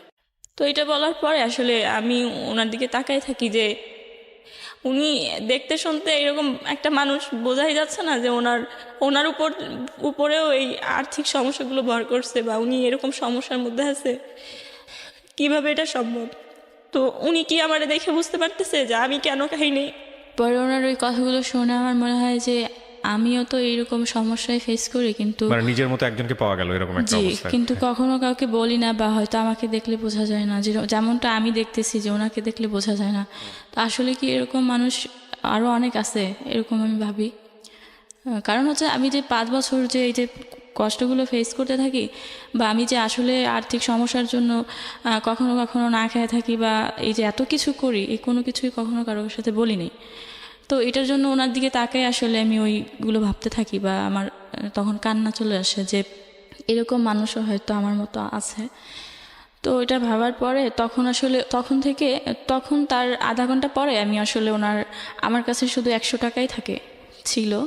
তো ওই 100 টাকা আমি ওনারে দিয়ে বলি যে আপনি এই 100 টাকা দিয়ে কিছু একটা নিয়ে রাতের বেলা খাইয়েন। তো এটা ওনারে বলার পরে উনি হচ্ছে গিয়ে ওই 100 টাকা নেয়। তো নেওয়ার পর থেকে যেটা হয় যে আমারও ওনার প্রতি একটা অন্যরকম একটা কেমন যেন একটা মায়া কাজ করতো, যে উনি হয়তো খাইছে কিনা, বা ওনার ওই সমস্যাগুলো আবারও আছে কিনা বা হয়েছে কিনা। আর ওনারও সবসময় এরকম একটা তাগিদ থাকতো যে জিজ্ঞেস করতো আসলেই খাইছিস কিনা বা কেমন আছিস। তো আমার অনেক সময় খাবার কিনেও দিত বা আমি খাইতাম এরকম। এরপরে কিছুদিন পরে আর কি 1 মাস পরে উনি আমাকে বলে যে আমি ওই যে বললাম যে আমার সংসার জীবনে যে অনেক অভাব ছিল বা এইরকম, তো এর ইতিমধ্যেই আসলে আমি একটা আর কি লোন নিছিলাম, যে লোন থেকে আসলে আমি 30,000 টাকা নিছিলাম, যেটা নিয়ে আসলে আমি মানে আমার হাজব্যান্ডকে দিছিলাম। ও বলছিল ব্যবসা করবে বা কিছু একটা করবে, তো ওইটার জন্য। কিন্তু ওই টাকাটা ও নিয়ে আমার আর দিতে পারে না, ওরে পুলিশে ধরে নিয়ে যায়। নিয়ে ওই যে ওর সাথে গাঁজা পাওয়া যায়, যার কারণে পুলিশ ধরে নিয়ে যায়। তো নিয়ে যাওয়ার পর ওই টাকা দিয়ে আসলে ও ছাড়াই চলে আসে। তখন ওই টাকা দিয়ে তো আর কিছু করতে পারে না, কিন্তু ওই টাকাটা আমার প্রত্যেক সপ্তাহে বা মাসে এভাবে দিতে হয়। টাকাটা ওই 30,000 টাকার লোন আর কি দিতে হয় কিস্তি। তখন আপনার তো ওই প্রথম হাজবেন্ডের সঙ্গে একেবারেই যোগাযোগ নাই, আছে কি? না না, যোগাযোগ, আমি তো আমার হাজবেন্ডের ঘরেই আছি। ও ঘরে থাকা অবস্থায় আপনার এই লোকের সঙ্গে পরিচয় জি, হয়? যখন আমি চাকরি করি যেখানে, সেখানে তো আসলে এই লোকের সাথে শুধুমাত্র আমার এই অফিস কলিগ বা একটা মানুষ হিসেবে যে সম্পর্কটা থাকে, এই সম্পর্কটা, যে আমার খোঁজ খবর নিচ্ছে বা আমি ওনার খোঁজ খবর নিচ্ছি, এরকম। তো ইতিমধ্যে আসলে ওনাকে জানানো হয় যে আমার এরকম সমস্যা, বা উনিও এরকম বলে। এক পর্যায়ে দুইজন আমরা অনেক ক্লোজ হয়ে যাই, যে আমার এই কিস্তি তো মাস শেষে হচ্ছে গিয়ে আপনার 2500-3000 টাকা কিস্তি আসতো। তো এই টাকাটা আমি আসলে আমি যখন বেতন পাই, বেতন পাওয়ার পরে এই টাকাটা আসলে আমি 5,000 টাকা আমার হচ্ছে আগের মাসের কিস্তির টাকা আর ওই মাসের কিস্তির টাকা, এই কিস্তির টাকাটা আমার দিতে হবে 7 তারিখে বা 5 তারিখের মধ্যে। তো ওই আমি যে স্যালারি পাই ওই টাকাটা আসলে আমি রেখে দেই, যে এটা তো আমার ব্যাংকে দিতে হবে। তো ওই টাকাটা যখন রেখে দেই, এই টাকাটা এই লোকটা আর কি উনি আমার কাছে চাইছিল যে তোর কাছে তো কিছু টাকা আছে, এই টাকাটা আমারে দে, আমি হচ্ছে গিয়ে তোরে 1 তারিখে দিয়ে দিব। তখন আমি বলি যে আচ্ছা ঠিক আছে, 1 তারিখে দিলে কোনো সমস্যা নাই, পরে এই টাকাটা আমি ওনাকে দিই। তো এভাবে আসলে ওনাকে আমি সেই 100 টাকা থেকে শুরু। তারপরে প্রথম অবস্থায় আমার তো দিন চলে না, কিন্তু কিস্তি তো দিতেই হবে। তো এই কিস্তির টাকাটা দিয়ে ওনাকে আমি 2বার করে হেল্প করি, 5,000 করে 2বার টাকা দিই। তো তারপরে হচ্ছে গিয়ে ওনার সাথে আমার সম্পর্কটা আরও ভালো হয়।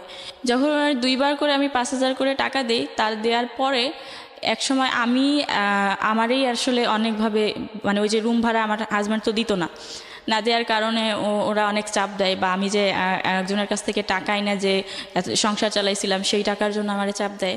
একসাথে সবাই যখন আমারে চাপ দেয়, আমি তখন এই টাকাগুলো দিব কোত্থেকে? তখন আমি ওনার কাছে 5,000 টাকা সহযোগিতা চাই, একবার মানে ধার চাই, যে আমাকে 5,000 টাকা দিতে হবে, আমি এরকম সমস্যার মধ্যে পড়ছি। তো উনিও আমার এই 5,000 টাকা দেয়, দিয়ে সহযোগিতা করে।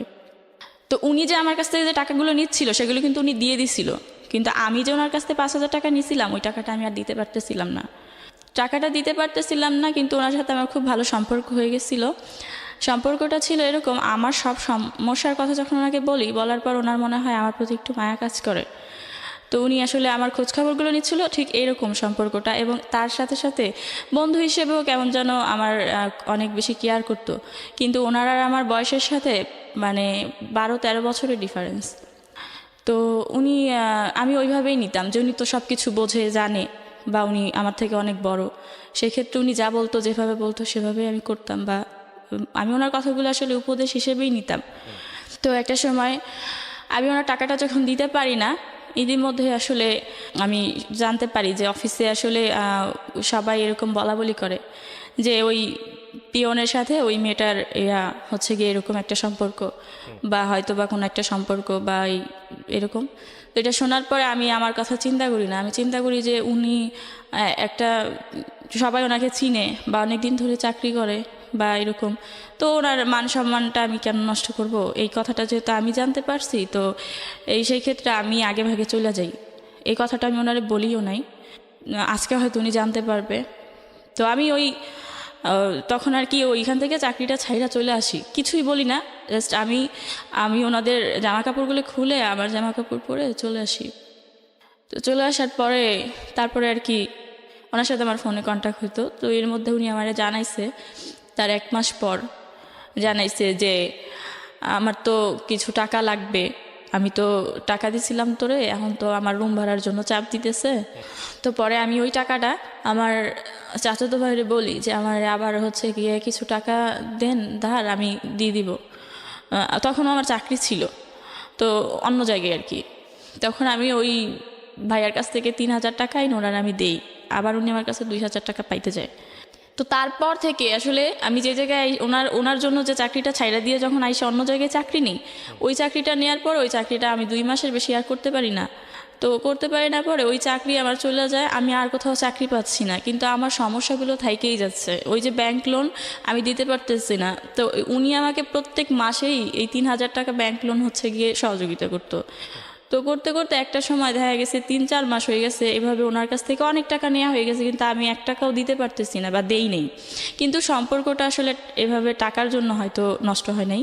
তো এই টাকা দেওয়ার মাঝখানে ওনার সাথে খুব ভালো সম্পর্ক হয়ে যাওয়াতে আমি ওনার সাথে খুব বেশি ক্লোজ হয়ে যাই, এবং তারপরে আমি জানতে পারি যে উনি আমাকে ওনার কিছু সমস্যার কথা বলে, যে উনি হচ্ছে গিয়ে পড়াশোনা করছে কিন্তু কাজে লাগাইতে পারে নাই, ভালো কোনো চাকরি পায় নাই, বা ওনার হচ্ছে গিয়ে যেটা না বললেই না, যে ওনার এই সমস্যাটার কথা আমাকে খুব ভালোভাবে বুঝায় বলে যে উনি বিয়ে করে নাই কেন। আমি ওনাকে মাঝে মাঝেই প্রশ্ন করতাম যে আপনার অনেক বয়স হয়ে গেছে, বিয়ে করেন নাই কেন?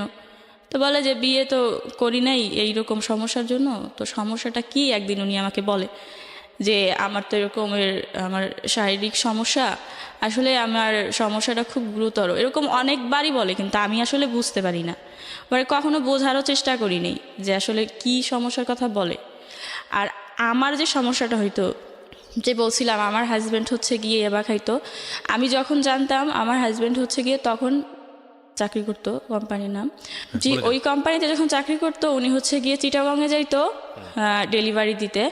আর ওই ডেলিভারি দিয়ে আসার সময় উনি হচ্ছে গিয়ে ইয়াবা নিয়ে আসতো, এবং উনি হচ্ছে গিয়ে রাতের বেলা হচ্ছে গিয়ে ওই ডেলিভারি দিতে যাইতো, এবং পরের দিন সকালবেলা উনি ঢাকাতে পৌঁছাইতো। আমি যখন বুঝতাম যে উনি ঢাকাতে পৌঁছাইছে তখনই আমি হচ্ছে গিয়ে অফিস থেকে বের হয়ে যাইতাম, মানে বাসা থেকে বের হয়ে অফিসে যাইতাম, অফিস করে আমি রাতে আর বাসায় ফিরতাম না। কারণ আমি তো জানতাম যে আমার হাজব্যান্ড বাসায় আসছে, তার মানে ও হচ্ছে গিয়ে ইয়া বানিয়ে আসছে। তো আমার অবস্থা কি হবে এটা আমার তখনই কল্পনা করতাম। মানে এটা কল্পনা কি মানে কি করতো উনি ইয়াবা খাওয়ার উনি পরে? ইয়াবা খাওয়ার পরে আমাকে শারীরিকভাবে টর্চার করতো। দেখা গেছে যে ওই ইয়াবা খাইলে কি হয় আমি জানি না, বাট ইয়াবা খাওয়ার পরে দিন রাত আমি উনি আমাকে এরকম নির্যাতন করতো। তো তারপরে আমি হচ্ছে গিয়ে ইয়াবা যেদিন নিয়ে আসতো, বা উনি যেদিনকে ইয়াবা নিয়ে বাসায় আসতো, সেদিনকে আমি আর হচ্ছে গিয়ে অফিস করে আমি আর বাসায় যাইতাম না, মানে ভয়ে বাসায় যেতেন না? ভয়েই বাসায় যেতাম না। আচ্ছা। তো আমার ওই মুহূর্তে আসলে আমি বরাবরই আমার কখনোই কোনো এমন কেউ ছিল না যে যার কাছে আমি একটা দিন বা একটা রাত বা 2টা ঘন্টা থাকবো, এরকম কেউ ছিল না। ওই মুহূর্তে শুধুমাত্র ওই লোকটাই ছিল, যে তাও একটা ছেলে মানুষ, বা ওনার সাথে আমার এরকম একটা সম্পর্ক, বা উনি আবার হিন্দু ছিল।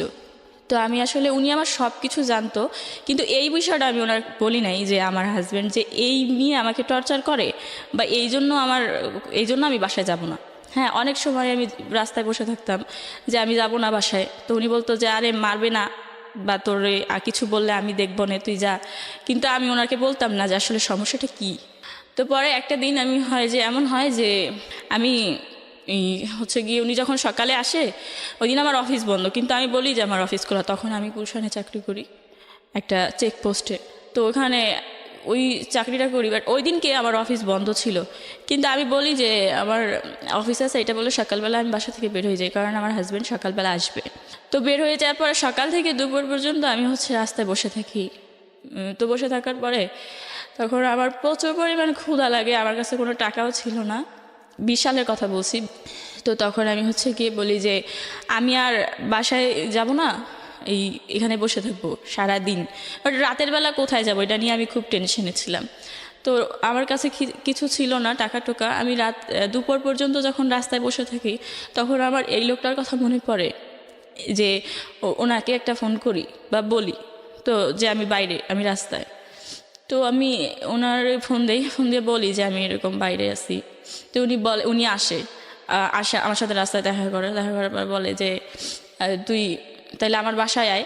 আমার তো বাসা এখানেই, আমি তো বাসার কাছাকাছি ওই রাস্তায় বসা ছিলাম তাই। কিন্তু আমি আসলে উনি এমনি বলাতে সিরিয়াস চলে যাই, কারণ আমি তো ওই মুহূর্তে আসলে আমি বাসায় যাব সেটাও ভাবতে পারতেছিলাম না, বা আমি ভাবতেছিলাম যে আমি এখন কি খাবো, বা আমার প্রচুর পরিমাণ পানি পিপাসাও হয়েছিল, বা আমি তখন কি করবো আমি বুঝতে পারতেছিলাম না। আমি জানতাম যে উনি একা থাকে ওই বাসায়, উনি একটা ছেলে মানুষ একা থাকে। এই সব কিছু জানা সত্ত্বেও আমি ওনার বাসায় যাই, বা আমি যাইতে চাই। এবং আমি ওনার বাসায় যাওয়ার পরে উনি আমাকে ভাত খাইতে দেয়।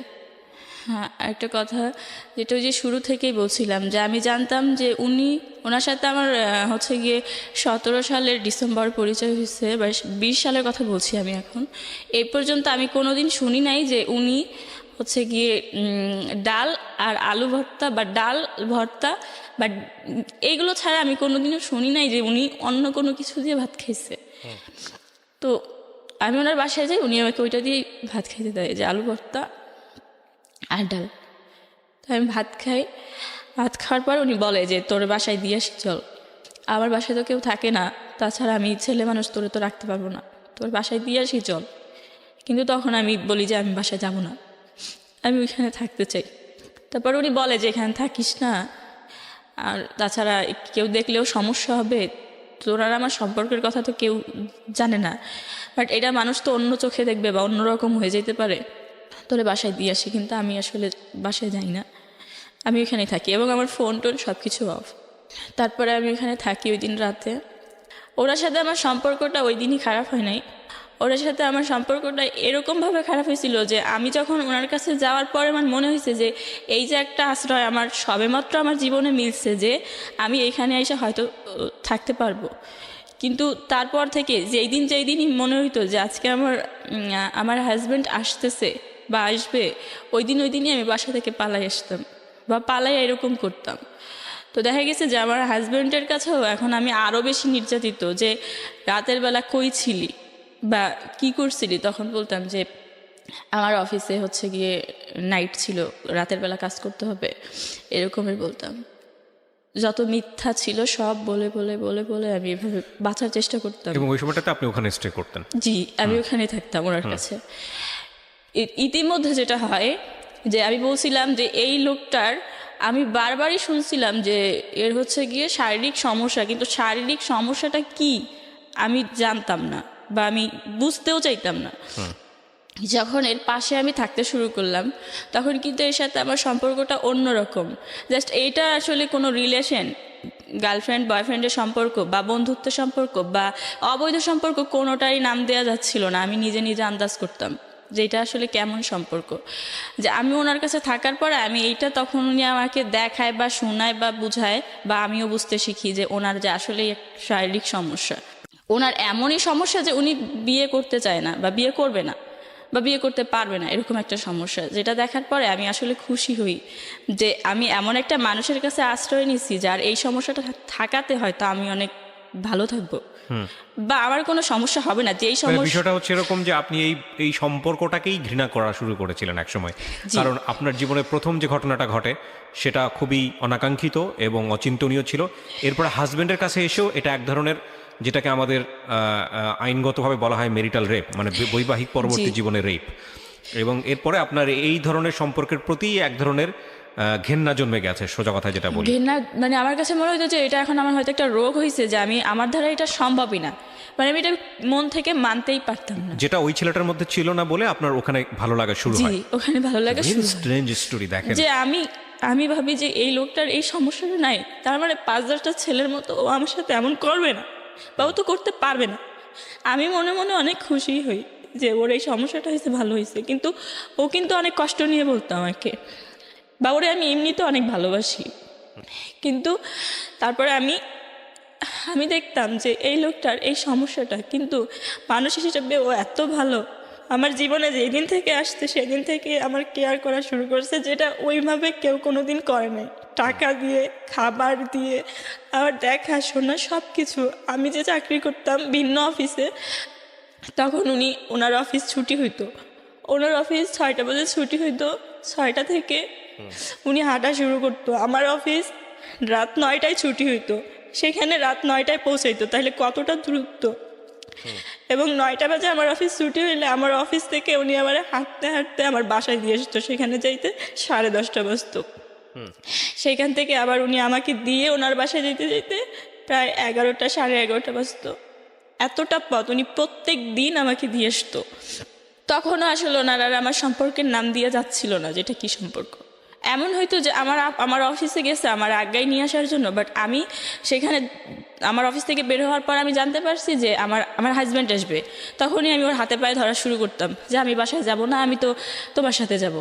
তখন ও বলতো যে আরে তোর কি মাথা খারাপ, আমার সাথে যাবি মানে আমার সাথে প্রত্যেক দিন গেলে তো সমস্যা হয়ে যাবে।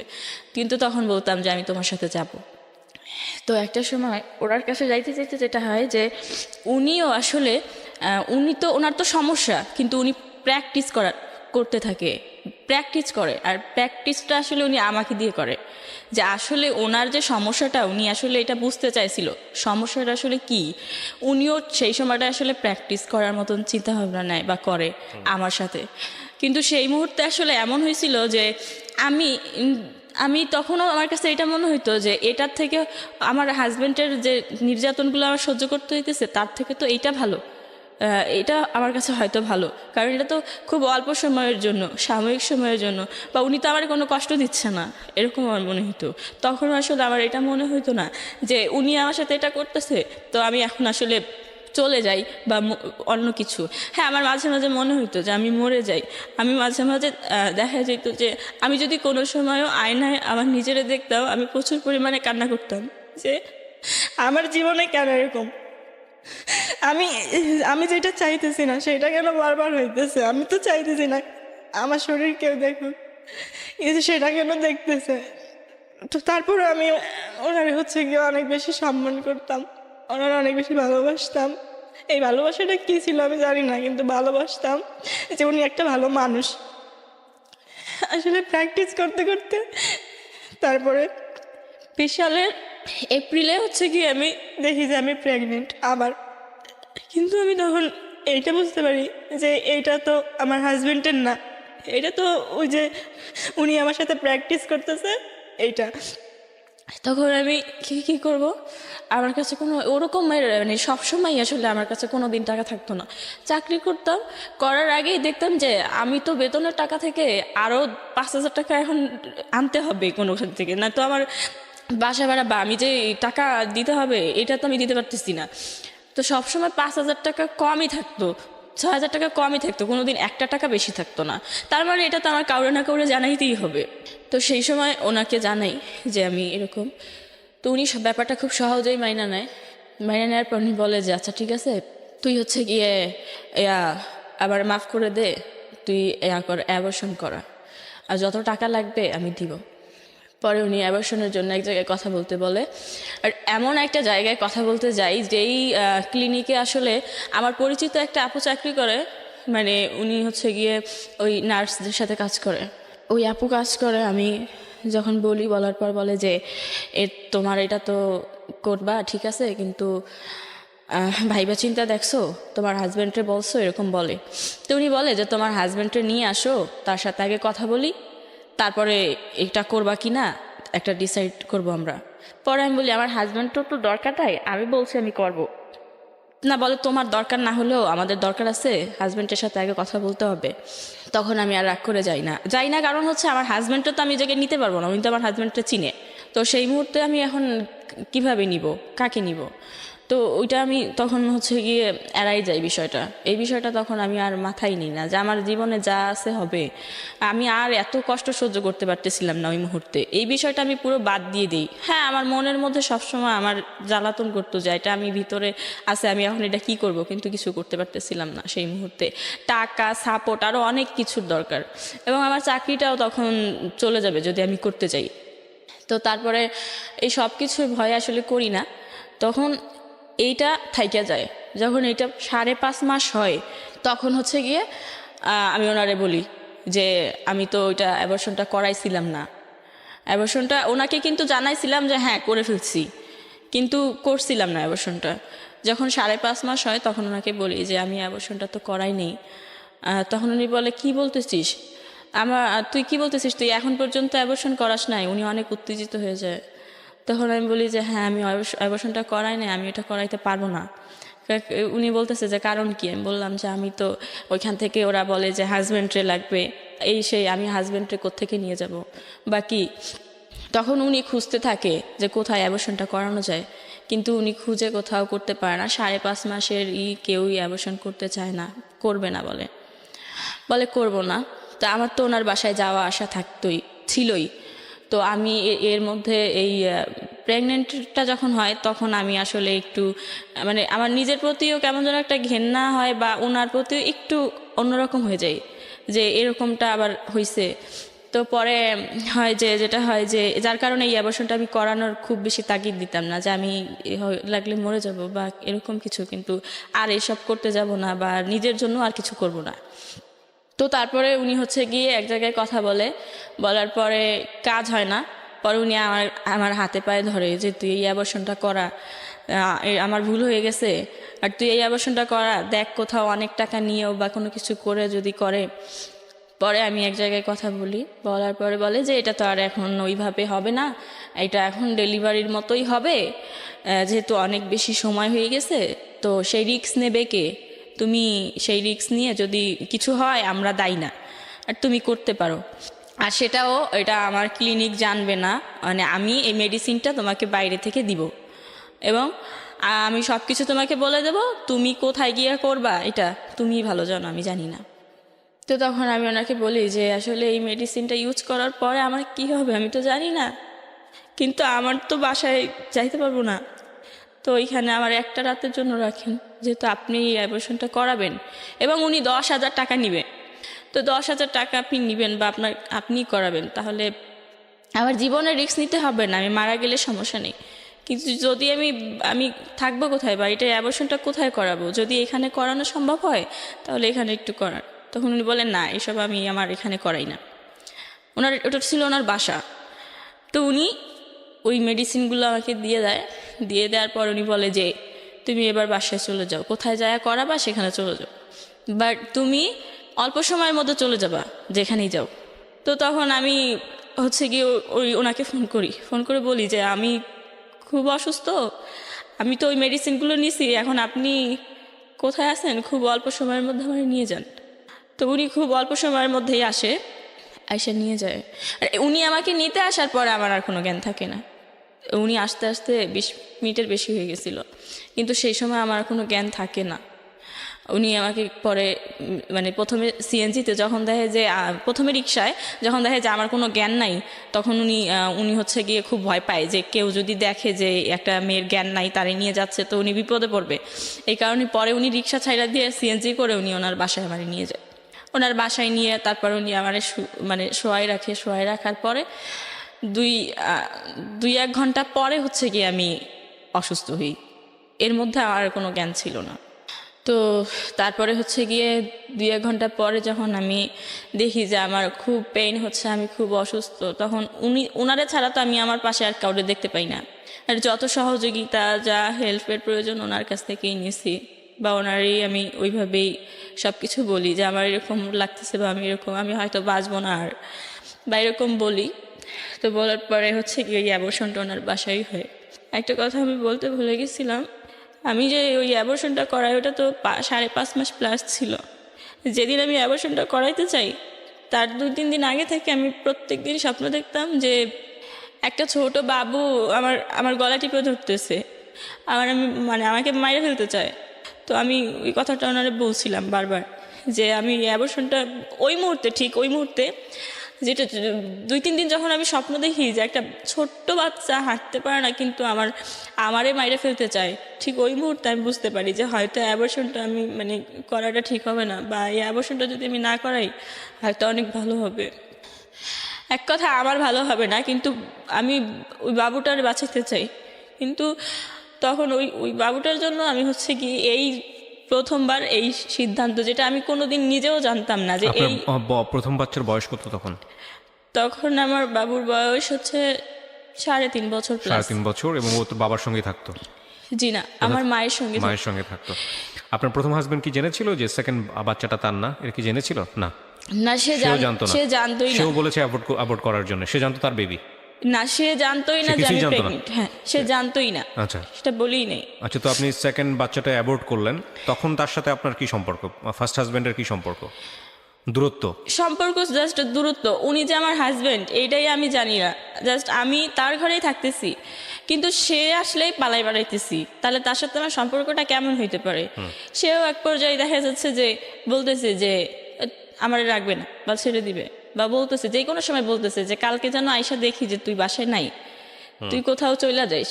হ্যাঁ, এরকম বলতেছে, কিন্তু আমার তো কোনো পথ নাই, কি করব? আমি সব কিছুই করতেছি।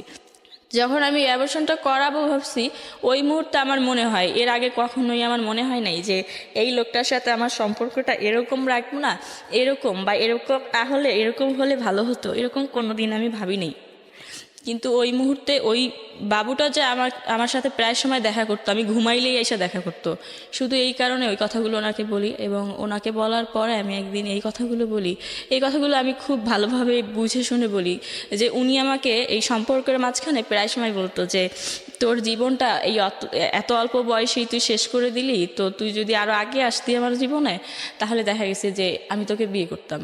আর তুই তো আমার সব সমস্যা জানিস, এই সমস্যা জানা সত্ত্বেও নাকি তুই আমার অনেক ভালোবাসিস। আর আমি যে ওনারে কেন ভালোবাসতাম এটা উনি কখনো বুঝায় বলিনি। আমি বলতাম যে আমি তো আসলে এইরকম ছেলেই ভালোবাসি, আমি তোমার এই জন্য খুব ভালোবাসি, তোমার এই সমস্যাতেই। কিন্তু ও আসলে তখন আমাকে বলে যে তুই যদি আরও আগে আসতি তোরে বিয়ে করতাম। আমারে তো কোনো মেয়ে বিয়ে করবে না, কারণ বিয়ে করলেও সে থাকবে না। তো তুই এত ভালো, তুই যদি আমারে বিয়ে করতি, আমি আরও আগে আসতে তোকে করতাম। তো ওই বাবুটা যখন অ্যাবর্শন করার কথা আমি ভাবি, বা আমি যখন ভাবি যে এটা আমি করবো না, তখন হচ্ছে ফার্স্ট টাইম আমি ওনার পায়ে ধরে মানে কান্নাকাটি করি। অবশ্য পায়ে ধরার আগে আমি নিজে নিজেই অনেকবার প্রিপারেশন নিই যে এই বাবুটা রাখতে গেলে আমার কি করতে হবে, ভাবি এটা কীভাবে রাখবো। তো তখন আমি হচ্ছে গিয়ে একদিন ওনার সাথে দেখা করি, দেখা করে আমি ওনার পায়ে ধরে কান্নাকাটি করি অনেক, যে আমি তোমার সাথে আমার কেমন সম্পর্ক, কি সম্পর্ক, আমি সেই সম্পর্কের নাম জানি না, বাট সেই সম্পর্কটা কি আমি তাও জানি না, ভালো খারাপ আমি বুঝি না। বাট আমি জানি তুমি তুমি একটা ভালো মানুষ, তুমিও জানো যে আমি ভালো মানুষ, না হলে হয়তো তুমি আমার সাথে মিশতা না। তো আমি সেই জায়গা থেকে তোমারে বলতেছি, আমি এইরকম সমস্যা ফেস করতেছি, এই বাবুটা আমি রাখতে চাই। তো তুমি কি এই সম্পর্কর নামটা কি চেঞ্জ করে অন্য কোনো নাম দিতে পারবা কিনা, বা এই বাবুটা রাখতে পারবা কিনা। বা আমি ওরা এরকমটা বলি, যদি তুমি অন্য কোনো সম্পর্কের নাম দিতে না পারো, তাহলে তুমি তুমি তো বলছিলা যে তোমার বড় ভাইয়ের নাকি বাচ্চা হয় না, তো বাবুটা এবার রাখার মতো সুযোগ দাও, তারপর তোমার বড় ভাইরা নাইলে বাচ্চাটা দিয়ে দিও। তো তখন ও বলে যে না, এই বাচ্চা রাখা যাবে না, আর তোমার সাথে আমার সম্পর্কের নাম চেঞ্জ করবো কীভাবে, তুমি তো মুসলিম। তখন উনি বলে যে আমি তো শুভর মতো মুসলমান হইতে পারবো না, ধর্ম ছাড়তে পারবো না, কিভাবে আমি এই সম্পর্কের অন্য কোনো নাম দিব, তো তুই অ্যাবর্শনটা করাই ফেলা। এটা বলার পরে অ্যাবর্শনটা হয়। অ্যাবর্শনটা হওয়ার পরে তার কিছুদিন পরে ওনার সাথে আমার ওই যে কথা হয়েছিল, উনি বলছিল যে আমি ভেবে দেখবো যে কোনোভাবে তোরা রাখতে পারি কিনা, আমিও চাই যে তুই আমার সাথে থাক সারা জীবন, তোরা দেখতে পারি বা তোরা রাখতে পারি। তো তখন উনি বলছে এটা আমি ভেবে দেখবো।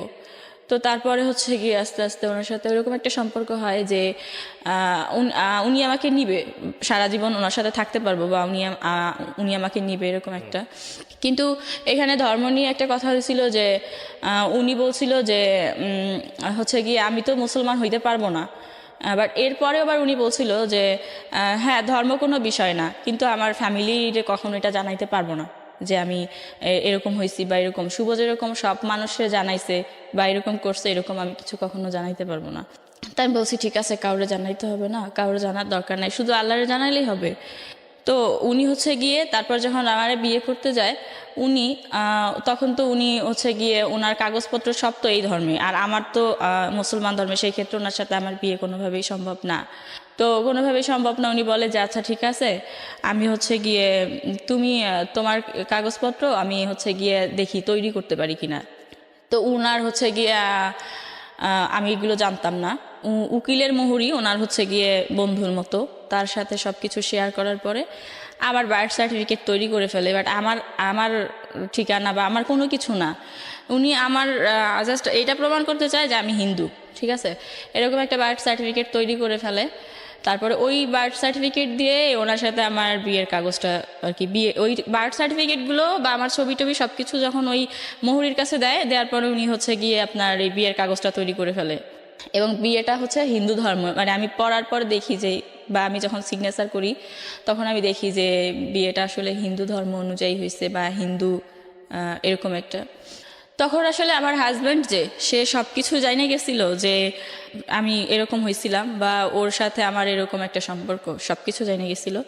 তো সেই মুহূর্তে সে শুধু বলতেছে, সে তো আগেও সবসময় বলছে যে তুই চইলা যা, তুই চইলা যা, আমি যেন বাসায় এসে তোরা না দেখি, এরকমটা বলতো। তো সেই মুহূর্তে হচ্ছে গিয়ে আমি একদিন উনি হচ্ছে গিয়ে করে যে আমার সমস্ত কাপড় চোপড় সব কিছু যা কিছু থাকে সব ময়লার ঝুড়িতে নিয়ে ফেলাই আসে, যে তুই আর এই বাসায় থাকবি না। আমি বাসায় এসে যদি তোরে না পাই, তাহলে তুই বাসায় তুই থাকলেই কি না থাকলেই কি, তো তোর দিয়ে তো আমার কোনো লাভ হবে না, তার চেয়ে ভালো তুই কোথাও চলে যা। তো ওই মুহূর্তে আমি চলে আসি ওনার কাছে, এবং ওনার কাছে চলে আসি। সেই দিন ওনারে বলিনি, শুধু বলছিলাম যে আমি তো অনেক সমস্যার মধ্যে আছি, আমি মরে যাওয়ার পরে আর আমার নিলে কি হবে, আমি বাইচা থাকতে থাকতে চেষ্টা করে দেখেন একবার আমার নেওয়া যায় কি না। আমি মরে গেলে অনেক আগেই মরে যেতাম, কিন্তু আমি বাঁচতে চাইছিলাম, বারবারই বাঁচতে চাই। তো ও তখন বলে যে আচ্ছা ঠিক আছে। পরে ও একটা বাসা দেখে ওই বাসা আমার নেয়। আর ওই কাগজপত্রগুলো ও করে, তখন ও আমার সাথে ওর কাগজ নিয়ে একটা কথা হয় যে হিন্দু ধর্মে কেন এই কাগজগুলো হয়েছে, বা বিয়েটা কেন হিন্দু ধর্মে। আর ও কিন্তু এই কথাটা আমার বলে যে এটা জাস্ট আমার ফ্যামিলি দেখবে, আমি কি সেটা তো আমার ফ্যামিলি জানে, আর আমি এখন কি হব সেটা তুমি জানবা। বাট এগুলো যে সবাইরে জানাইতে হবে, শুনাইতে হবে, এমন তো কোনো কথা নাই, কাগজে তো প্রমাণ হবে না যে আমি আসলে কে। তো এরকমটা বলে। তো যখন ওই বাসা নেই, বাসা নেওয়ার পরে হচ্ছে গিয়ে ও ওই বাসায় আসে, বা আমার কাপড় চোপড় নিয়ে আসি, আমি আর ওই বাসায় থাকি। তো ওই বাসায় থাকি, ও হচ্ছে গিয়ে দেখি যে ও কোনো কাপড় চোপড় টোপড় কিছু তেমন আনে নাই, বা দুই একটা কাপড় চোপড় এরকমটা, বা ওর যে বাসাটা ছিল সেই বাসায় ওর সব কিছু আছে, ওগুলো ও ছাইড়ে আসে নাই। তো আমি হচ্ছে গিয়ে তখন ওর কিছু বলি না এই বিষয়ে। দেখি যে ওর কাপড় চোপড় বা কাগজপত্র ওর কোনো কিছুই এই বাসায় আন নাই। তো এভাবে থাকতে থাকি ওর সাথে। কত সালের ঘটনা এটা? এটা 20 সালের জুন। আচ্ছা, এবার আমি কয়েকটা কোশ্চেন করবো আপনাকে। আপনার পুরো গল্পটা আমি বুঝে গিয়েছি, তারপর আমি কয়েকটা কোশ্চেন করে এন্ডিংয়ের দিকে যেতে চাই। আপনি কি এখন ওর সঙ্গে আছেন, নাকি ছাড়াছাড়ি হয়ে গেছে? ছাড়াছাড়ি হয়ে গেছে। ডিভোর্স হয়ে গেছে। প্রথম হাজবেন্ডকে আপনি ডিভোর্স দিতে পারেন নাই বা দেন নাই? দিয়েছিলেন? না। দেন নাই। আচ্ছা, কি করেন আপনি বর্তমানে? আমি বর্তমানে কিছুই করি না। কিছুই করেন না? থাকেন কোথায়, মানে কিভাবে আছেন? খাওয়া দাওয়া, একটা মানুষের তো অ্যাটলিস্ট 3 বেলা খেতে হলে কিছু রোজগার করতে হয়, এগুলো সাপোর্ট পান কোথায়? এগুলো সাপোর্ট হচ্ছে গিয়ে আমি নভেম্বরের 27 তারিখে হচ্ছে গিয়ে 24 তারিখে হচ্ছে গিয়ে ডিভোর্স হয়েছে। তো ডিভোর্স হয়েছে, তারপর আমি 27 তারিখেই ঢাকায় আসছি, এবং আমার সাথে যে মেয়েটা আসছে ওর কাছেই আসছি। এবং এই যে কথাটা আমি বলতে চাইছিলাম যে আমার সেই হাজব্যান্ড এখন পর্যন্ত ডিভোর্স না দেওয়ার কারণে আমাকে এখন পর্যন্ত ব্যবহার করে যায়। বা ব্যবহার বলতে এখনো আপনি ওর কাছে যান এবং আলটিমেটলি আপনাকে হ্যাঁ। স্ত্রী হিসেবে ব্যবহার করেন? হ্যাঁ, আমি আসলে শুধু ডিভোর্স না, আমি কোথায় থাকবো, কোথায় যাব, সেই জন্যই কিন্তু এই সেকেন্ড টাইম যে বিয়েটা বা এত কিছু করছি শুধুমাত্র বাঁচার জন্য, নিজে কোথায় থাকবো সেই জন্য। আমি কোনো সময় আত্মহত্যা করতে চাইনি। দেখেন, এখানে একটা বিষয় বলি আপনাকে। লিমা তো আপনার নাম। লিমা, আমি আপনার গল্পটা এমনভাবে এখানে উপস্থাপন করেছি, আমি আসলে আপনার গল্পের মধ্য দিয়ে একটা জিনিস সবাইকে বোঝাতে চেয়েছি, যে একটা মেয়ের সোশ্যাল সিকিউরিটি কতটা ইম্পর্ট্যান্ট, একটা মেয়ের অর্থনৈতিক সিকিউরিটি কতটা ইম্পর্ট্যান্ট। আপনি যে কথাগুলো আজকে এখানে বললেন সেটার মধ্যে কতটুকু ভুল ছিল, কতটুকু মিথ্যা ছিল, কতটুকু সত্য ছিল, সেটা আপনি জানেন। কিন্তু এরকম একটা ঘটনা মানুষের সঙ্গে ঘটতে পারে বলে আমরা বিশ্বাস করি। হ্যাঁ, তো আপনি জানেন না আপনার ফিউচারটা কী হবে, কোথায় যাবেন, কি করবেন। তবে এটা ঠিক যে একদম জিরো ক্যাপিটাল অবস্থায়ও যদি একজন মানুষ থাকে, তাহলে আমি বলবো যে তার দুটো হাত আছে, দুটো পা আছে, সুস্থ আছে, সে কাজ করে খাওয়ার সামর্থ্য রাখে। আমরা এখানে এমনও গল্প প্রচার করেছি যে গত সপ্তাহে গেল, ভদ্রমহিলার চেহারা সুন্দর এবং সেও আপনার মতো বিভিন্নভাবে ভিকটিম, কিন্তু সে একটা মানুষের বাসায় থেকে কাজ করে দুবেলা দুমুঠো অন্ন, এবং তারপরেও তার সমস্যাটা এত জটিল যে তার বাচ্চা আছে, সে বাচ্চাটাকে নিয়ে তার সার্ভাইভ করতে হয়। তো আমি আপনাকে একটা জিনিস যেটা বলতে পারি, আপনার এই গল্পের মধ্যে প্রথম বিয়েটা তো আপনি নিজেই করেছিলেন, তাই কি নয়? দ্বিতীয় বিয়েটা সেটাও আপনি নিজেই করেছিলেন, এবং সেখানে নিশ্চয়ই আপনার কোনো না কোনো, আমি মনে করি যে ভুল ছিল। ভুলটা একপাক্ষিক না, দ্বিপাক্ষিক। যিনি আপনাকে বিয়ে করেছেন তারও ভুল ছিল, যে কারণে সংসার টেকে নাই বা এরকম হয়েছে। তবে এটা ঠিক যে পরিবার ছাড়া হওয়াটা উচিত হয়নি। আপনার ভাই বোন যারা আছেন ওরা কোথায় আছেন? পরিবারের সঙ্গে আছেন নাকি পরিবার ছাড়া? আপনার কয় ভাই বোন? 5 ভাই বোন। 5 ভাই বোন। বাকি বোনগুলো কোথায়? বাকি একটা বোন, ওর বিয়ে হয়ে গেছে। আচ্ছা, আর আরেকটা বোন? 2 বোন 3 ভাই। তো বাকি বোনটা সে কি আপনার বড় ছিল না ছোট ছিল? বড় ছিল। তো ওর তো এরকম হয় নাই, তাহলে আপনার ক্ষেত্রে কেন হয়েছে? আমার ক্ষেত্রে এরকমটা হয়েছে যে আমি আমার মারে প্রচন্ড ভালোবাসি, আমার মারে কোনোদিন আমি কষ্ট দিতে চাই নাই। আমি চাই নাই যে তো আপনি এখন যে আমার অবস্থায় আছেন সেই অবস্থায় কি মা কি সুখে আছে, মা কি ভালো আছে? আপনি চান নাই, কিন্তু না চাওয়াটা এইভাবে তো একটা ভুল ছিল। 16 বছর বয়সে বাসা থেকে বের হওয়াটা কি উচিত হয়েছিল? আপনি শুধু আমাকে এটাই বলেন। এটা আপনার একটা ভুল সিদ্ধান্ত ছিল, প্রথম কথা হচ্ছে এটা। হ্যাঁ, আমাদের সামাজিক রাষ্ট্রীয় জায়গাতে অনেক অনেক দুর্বলতা আছে। আমরা একটা মানুষের সিকিউরিটি নিরাপত্তার জায়গাতে, সেই জায়গাটায় আসতে হয়তো আমাদের আরও অনেক বছর সময় লাগবে। কিন্তু আমরা তো একটা পারিবারিক শিক্ষার জায়গাতে আছি, একটা কমন সেন্সের জায়গাতে আছি। 16 বছরে যখন আপনার জীবনে এরকম একটা দুর্ঘটনা ঘটে গেল, তখন আপনার উচিত ছিল পরিবারে ফিরে যাওয়া। বাবা মা তো নিশ্চয়ই আপনাকে ধরে রাস্তায় ফেলে দেয়নি যে তুমি আর বাসায় ঢুকতে পারবা না। সেটা করেছিল কি কখনো? করে নাই। আপনি একবেলা দুবেলা না খেয়েছিলেন, সেটা তো ঢাকা শহরেই ছিলেন। তাহলে পরিবারে না খেয়ে থেকে তো অন্তত একটা শেল্টার তো পেতেন। আপনি তো এমন না যে ঢাকা শহরে এসে 3 বেলা খেতে পেয়েছেন, ভালো থেকেছেন, সমস্ত কিছুটা হয়েছে, তা তো হয় নাই। তো আপনি পরিবারের তুচ্ছতাচ্ছিল্য আসলে এটা ঠিক যে কাছের মানুষ অবজ্ঞা করলে সেটা নেওয়া যায় না, হলেও তো ঘরের মধ্যেই থাকতে পারতেন। মানে বেস্ট আমার কাছে যাই হোক না কেন, যে মা বা বাবা যদি গালি দেয়, বকা দেয়, তারপরে অন্তত মুখের সামনে তো অন্নটুকু দিত, সে তারা আপনাকে না খাইয়ে তো নিজেরা খেত না। আসলে দারিদ্রতা এমন একটা জিনিস না না, যে আমি আমার প্রশ্নের উত্তরটা দেন। দারিদ্রতা অবস্থা তো আপনি ঢাকায় এসেও আপনার পরিবর্তন হয়নি, হয়েছে কি? না। হয় নাই। তাহলে এই যে এতগুলো দুর্ঘটনা আপনার জীবনে ঘটলো, সেটা তো পরিবারের মধ্যে থাকলেও তো না হওয়ার কম কম সম্ভাবনা ছিল। কিন্তু এই যে বললাম যে আমার মারে প্রচন্ড ভালোবাসি, আমার মার কাছ থেকে যে খারাপ আচরণগুলো আমি নিতে পারতাম না, এটা কোনো সময় আমি মানতে পারতাম না। এটা একটা মেজর মিস্টেক আমাদের প্রত্যেকের জীবনে। আমরা এটা ভুল করি, ভয়ঙ্কর রকমভাবে ভুল করি। আমাদের বাপ মায়ের খারাপ আচরণকে আমরা মনে করি আমাদের জীবনে অভিশাপ, এবং সেটার বয়সটাও ওই 16 বছর, অ্যাডোলেসেন্স পিরিয়ডটাই। কিন্তু বাবা মা কেন খারাপ ব্যবহার করেন, বাবা কেন বকা দেন, মা কেন বকা দেন, এটা যখন বুঝবো আমরা, তখন আলটিমেটলি অনেক লেট হয়ে যায়। আপনি যখন মায়ের বয়সে যাবেন, আপনি যখন বাবার বয়সে যাবেন, তখন আপনি বুঝবেন যে কেন এটা তারা করতো। যদিও এটা করা উচিত না, খুব টেকনিক্যালি বিহেভ করা উচিত একটা বাচ্চার সাথে, বিশেষ করে এই সময়টাতে, বয়সন্ধিকালে। তো এটা আপনার সাথে করা হয়নি। কিন্তু এটাও তো একটা অনেক বড় শিক্ষা যে ঘর ছেড়ে এসে একটা ছেলেই যেখানে নিরাপদ না, একটা মেয়ে সেখানে আমাদের সামাজিকতায় কতটা অনিরাপদ হতে পারে। এই যে আপনার জীবনে এতগুলো দুর্ঘটনা ঘটে গেছে, আপনার একটা বাচ্চা আছে, আপনি জীবনে ভয়ঙ্কর রকমভাবে কষ্ট পেয়েছেন দ্বিতীয় সম্পর্কে এসে, আপনার একটা বাচ্চা অ্যাবোর্ট করতে হয়েছে। নট অনলি দ্যাট, আপনার একটা আনস্টেবল লাইফ, আপনার একটা কি হবে কি করবেন আপনার এরকম একটা জীবন, এবং পুরো জীবনে আমাদের সামাজিকতা একটা মেয়ের বিয়ে হয়ে যাওয়া মানে হলো ধরে নেওয়া হয় যে তার লাইফটা ওখানে। ওই যে আপনাকে বলেছিল যাই করুক না কেন, আপনার মা তো বলেছে না যাই করুক না কেন এখানেই থাকতে হবে, রাইট? মা বলেছে না? এটা আমাদের পারিবারিক শিক্ষা, এবং এই শিক্ষা থেকে আপনি কখনোই বের হয়ে আসতে পারবেন না। আপনার এখন বয়স কত বলেন? 22 বছর প্লাস। 22 বছর প্লাস। 22 বছরের একটাই প্লাস পয়েন্ট, সেটা হচ্ছে 22 বছরের জীবনে আপনি তো লেখাপড়া বেশি দূর করতে পারেননি। আপনি বলেছেন আপনি মাদ্রাসায় কারিয়ানা পড়েছেন। সেই জায়গাটা থেকে আপনার একটা সুবিধা আছে, সেটা হচ্ছে যে আপনার শরীরে শক্তি আছে। আপনি চাইলে এখন যেভাবেই হোক পরিশ্রম করে, গার্মেন্টসে হোক বা অন্য কোথাও হোক, কাজ করে দুবেলা দুমুঠো অন্ন জোগাড় করতে পারবেন নিজের জন্য। এটা ঢাকা শহরে খুব একটা কঠিন কোনো কিছু না। প্রথম কথা হচ্ছে এইটা। কাজ নাই ঢাকা শহরে, কেউ আপনাকে কাজ দিচ্ছে না, এইটা আমি বিশ্বাস করব না, ডেফিনেটলি করব না।